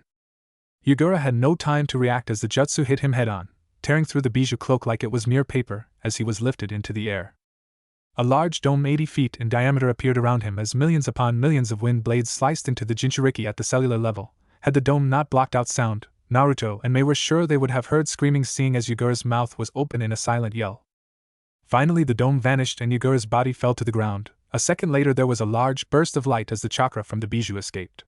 At first, Naruto was worried. He did not have the energy to fight anymore, and he doubted that Mei could stand up to a bijou. Luck seemed to be with them as the bijou did not have the energy to reform and dispersed, most likely heading to another location where it could regain its strength. Naruto closed his eyes as he fell to the ground, breathing heavily as sweat began to pour down his features. Now that the adrenaline was wearing off, he could really feel the strain that using the harem had taken on his body, as well as an intense pain in his arm. He looked at his arm and grimaced. It had thousands of tiny cuts on it, much like what Yagura had, albeit on a smaller scale. They were already beginning to heal as Kyuubi chakra went to work. Still, the jutsu hurt like a bitch to use, and he had hoped that he would not need it again until he found a way to throw it. He opened his eyes when he felt his head being lifted up and put on something soft. What he saw was Mei smiling at him as she began to stroke his hair. "Are you alright?" Naruto asked. "Shouldn't I be asking that?" she questioned as she looked him up and down. His clothes were completely ripped, leaving him with his pants, which were now shorts, and his combat boots. "You look like shit." Naruto chuckled. "Oh good, then it's not just my imagination because I feel like shit. Is everyone safe?" "Yes," she said. "Many of the people were actually walking over to them after having witnessed the battle." "Looks like you're a hero, huh?" Naruto tried to laugh only to wince as he felt his chest strain under the pressure. "I suppose, well, I think I'm gonna have to take a rain check on that reward. Good night." With that, the blonde shinobi closed his eyes as the last bit of adrenaline left his body, and he fell asleep. Mei looked at him for a good while as she continued to absently run a hand through his hair. She looked over at the battle site and shook her head. The battlefield was a site of absolute destruction, the techniques used having literally reformed the landscape. She looked over at the large crater Naruto's jutsu created. She had never seen such a destructive technique. Even her yotan attacks didn't do that much damage. Looking back at Naruto, she smiled. Enigma indeed. It had been 6 months after the battle and things had been running smoothly in Mist. Mei had been selected as the new Mizukage and immediately began putting plans up to rebuild Kiri and the neighboring cities. With the help of many of the ninja, both those who had been on the bloodline side and the ones who had been against Yagura but could not leave for fear of their families, had begun to help with the repairs. With the two factions now working under one banner and with the support of the Mizu daimyo, Kiri was beginning to get underway to returning to its former glory. Of course, it also helped that a certain blonde shinobi had decided to stay and help Kiri get back on its feet, creating a literal army of Kagebushin which he used to help Mei and the others in their repairs. Word had begun to reach many of the outlying cities in Mizu no Kuni about Naruto's amazing feat in defeating an entire army with a single jutsu and battling the former Mizukage right afterwards. Many people had begun to hail his name here as the hero of Kiri. Naruto, while appreciative of the people's good thoughts of him, could not help but a bit feel apprehensive. News of what he did here would not doubt reach the other nations despite the isolation this one had from the rest of the elemental countries. When it did, he had no doubt that he would face several issues, namely Iwa and Akatsuki. He decided not to worry about that now as he sat in the new Mizukage office as Mei read over the last few reports for the day. Now that they were experiencing a new time of peace, Naruto had made sure to get to know the Bustakage under circumstances where they did not have to fear for their life. He had to say that it was fun taking Mei out to eat, out for a walk, or when they watched a movie after the new cinema had been built. That had been an experience since they had watched the Princess Gale movie with Yuki Fujikaze aka Koyuki Kazuhana, which many of the people including Mei had been shocked to see showing their hero when he was younger. All in all, it was a good experience, and allowed Mei to get out of the office every now and then, a place that seemed to be taking up more of her time than she would have liked. Unfortunately, he now had to leave. A few days ago he received a message that Jiraiya was on his way here, and it would in fact not surprise the young blonde if the man already was here. He looked over as he felt some added weight on the couch, and saw Mei looking at him with a curious expression. He gave her a smile. "It looks like this is goodbye for now." "You're leaving?" she asked with a frown. She had grown close to the young man and did not want him to go. During the war, it had been her talks with him that brought her comfort and allowed her to forget all of the bloodshed, even if only for a little while. "Jiraiya is probably already in town." Naruto ran a hand through his hair. "Now that my mission is complete, I'm no doubt going to begin my training again." "I don't really think you need any more training?" Mei mused with a grin. "I wish that were true," Naruto said with a sad smile, "but once word gets out, my enemies, which are already quite numerous, will multiply. I have to be ready so I can protect not only myself but the people they will no doubt use to get to me." Mei sighed. Someone as young as him should not have so many enemies. She shook off the morbid thoughts. "So when will I see you again?" she asked. Naruto smirked at her, causing the woman to become curious. Reaching into his cloak, the blonde pulled out a tri-pronged kunai that he handed to her. "We can see each other whenever." Naruto started, his smirk turning into a grin. "Just make sure that you limit it to once every 2 weeks if it's not an emergency. That way I'll make sure to come whenever you call." Mei smiled as she closed her hand on the kunai. "Thank you." Ma, you don't have to thank me," he began with a grin before affecting a mock sad expression. "I would miss you far too much if we didn't get to see each other," he sniffed as he wiped away a false tear. Mei's smile turned into a sultry grin. "Oh, perhaps I can interest you in staying so we would never be apart? You know we never tried out those hot springs together." Naruto chuckled. "A part of me is definitely tempted to stay, but we both know I can't." Still, I have 2 more things I want to give you. Oh, and what's the MPH? Mei was silenced as Naruto brought them into a passionate lip lock. Mei slowly closed her eyes as she wrapped her arms around Naruto's neck. Naruto in turn brought his around her waist, pulling her up so she was sitting on his lap. When Mei opened her mouth to moan, Naruto instinctively brought his tongue into her mouth, increasing the volume and frequency of Mei's moaning. One of Mei's hands went into Naruto's hair as Naruto's hands began to rub up and down Mei's thighs. When they finally parted, both were breathing heavily with flushed faces. Wow, was all Mei could think to say after the kiss. Wow indeed, Naruto said with a laugh before kissing her again. Ready, brat. Naruto looked up to see Jiraiya standing at the entrance to Kiri. His arms were crossed and he had a smirk on his face.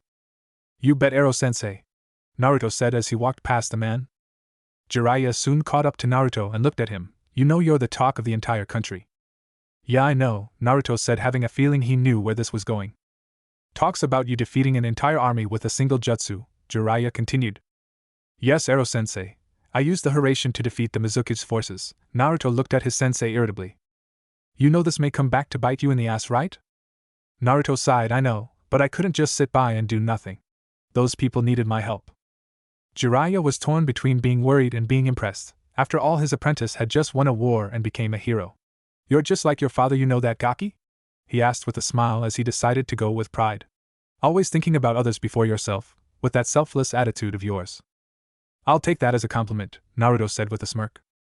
They continued walking in comfortable silence for a while before Jiraiya spoke again. By the way, nice job on bagging the hot Mizukage, I am impressed. Naruto stopped dead in his tracks for a second, forcing Jiraiya to stop and turn to him. That was supposed to be a private moment between me and Mei-chan, Ero-sensei. Jiraiya shivered at the tone of voice, having heard it before on another blonde when he tried to sneak a peek on Kushina. The beating he had received from that was almost worse than the time he was nearly killed for peeking on Tsunade. He quickly began to stumble back from the angry blonde as he raised his hands in front of his face defensively.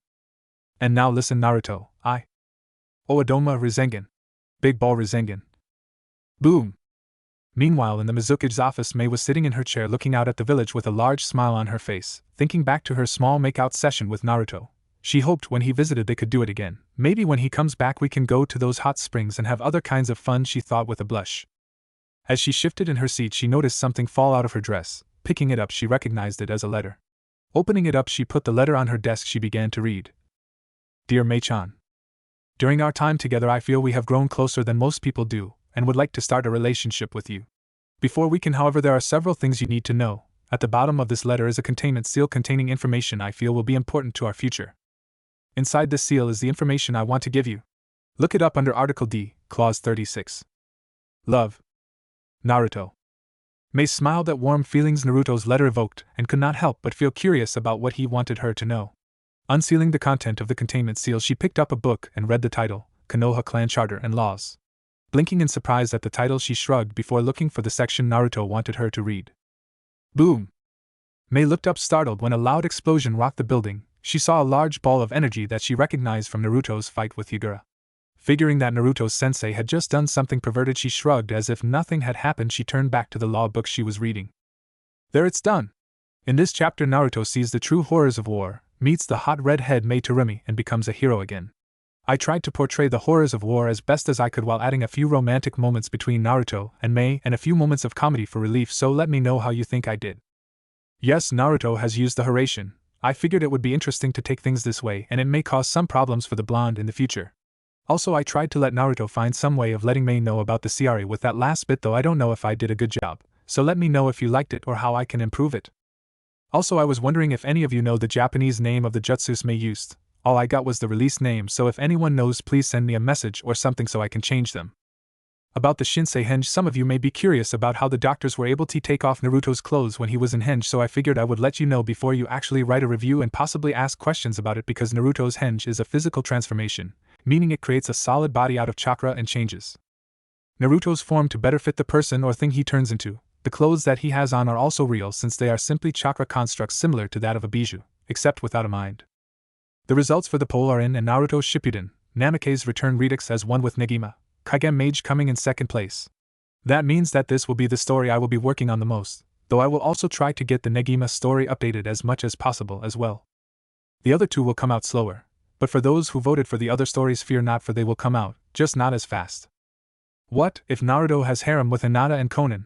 And thanks for watching my video till the end. If you enjoy this content, then do consider subscribing to my channel, and leave a like if you guys need the next part, comment down, and thanks for watching the video, and see you guys in the next video.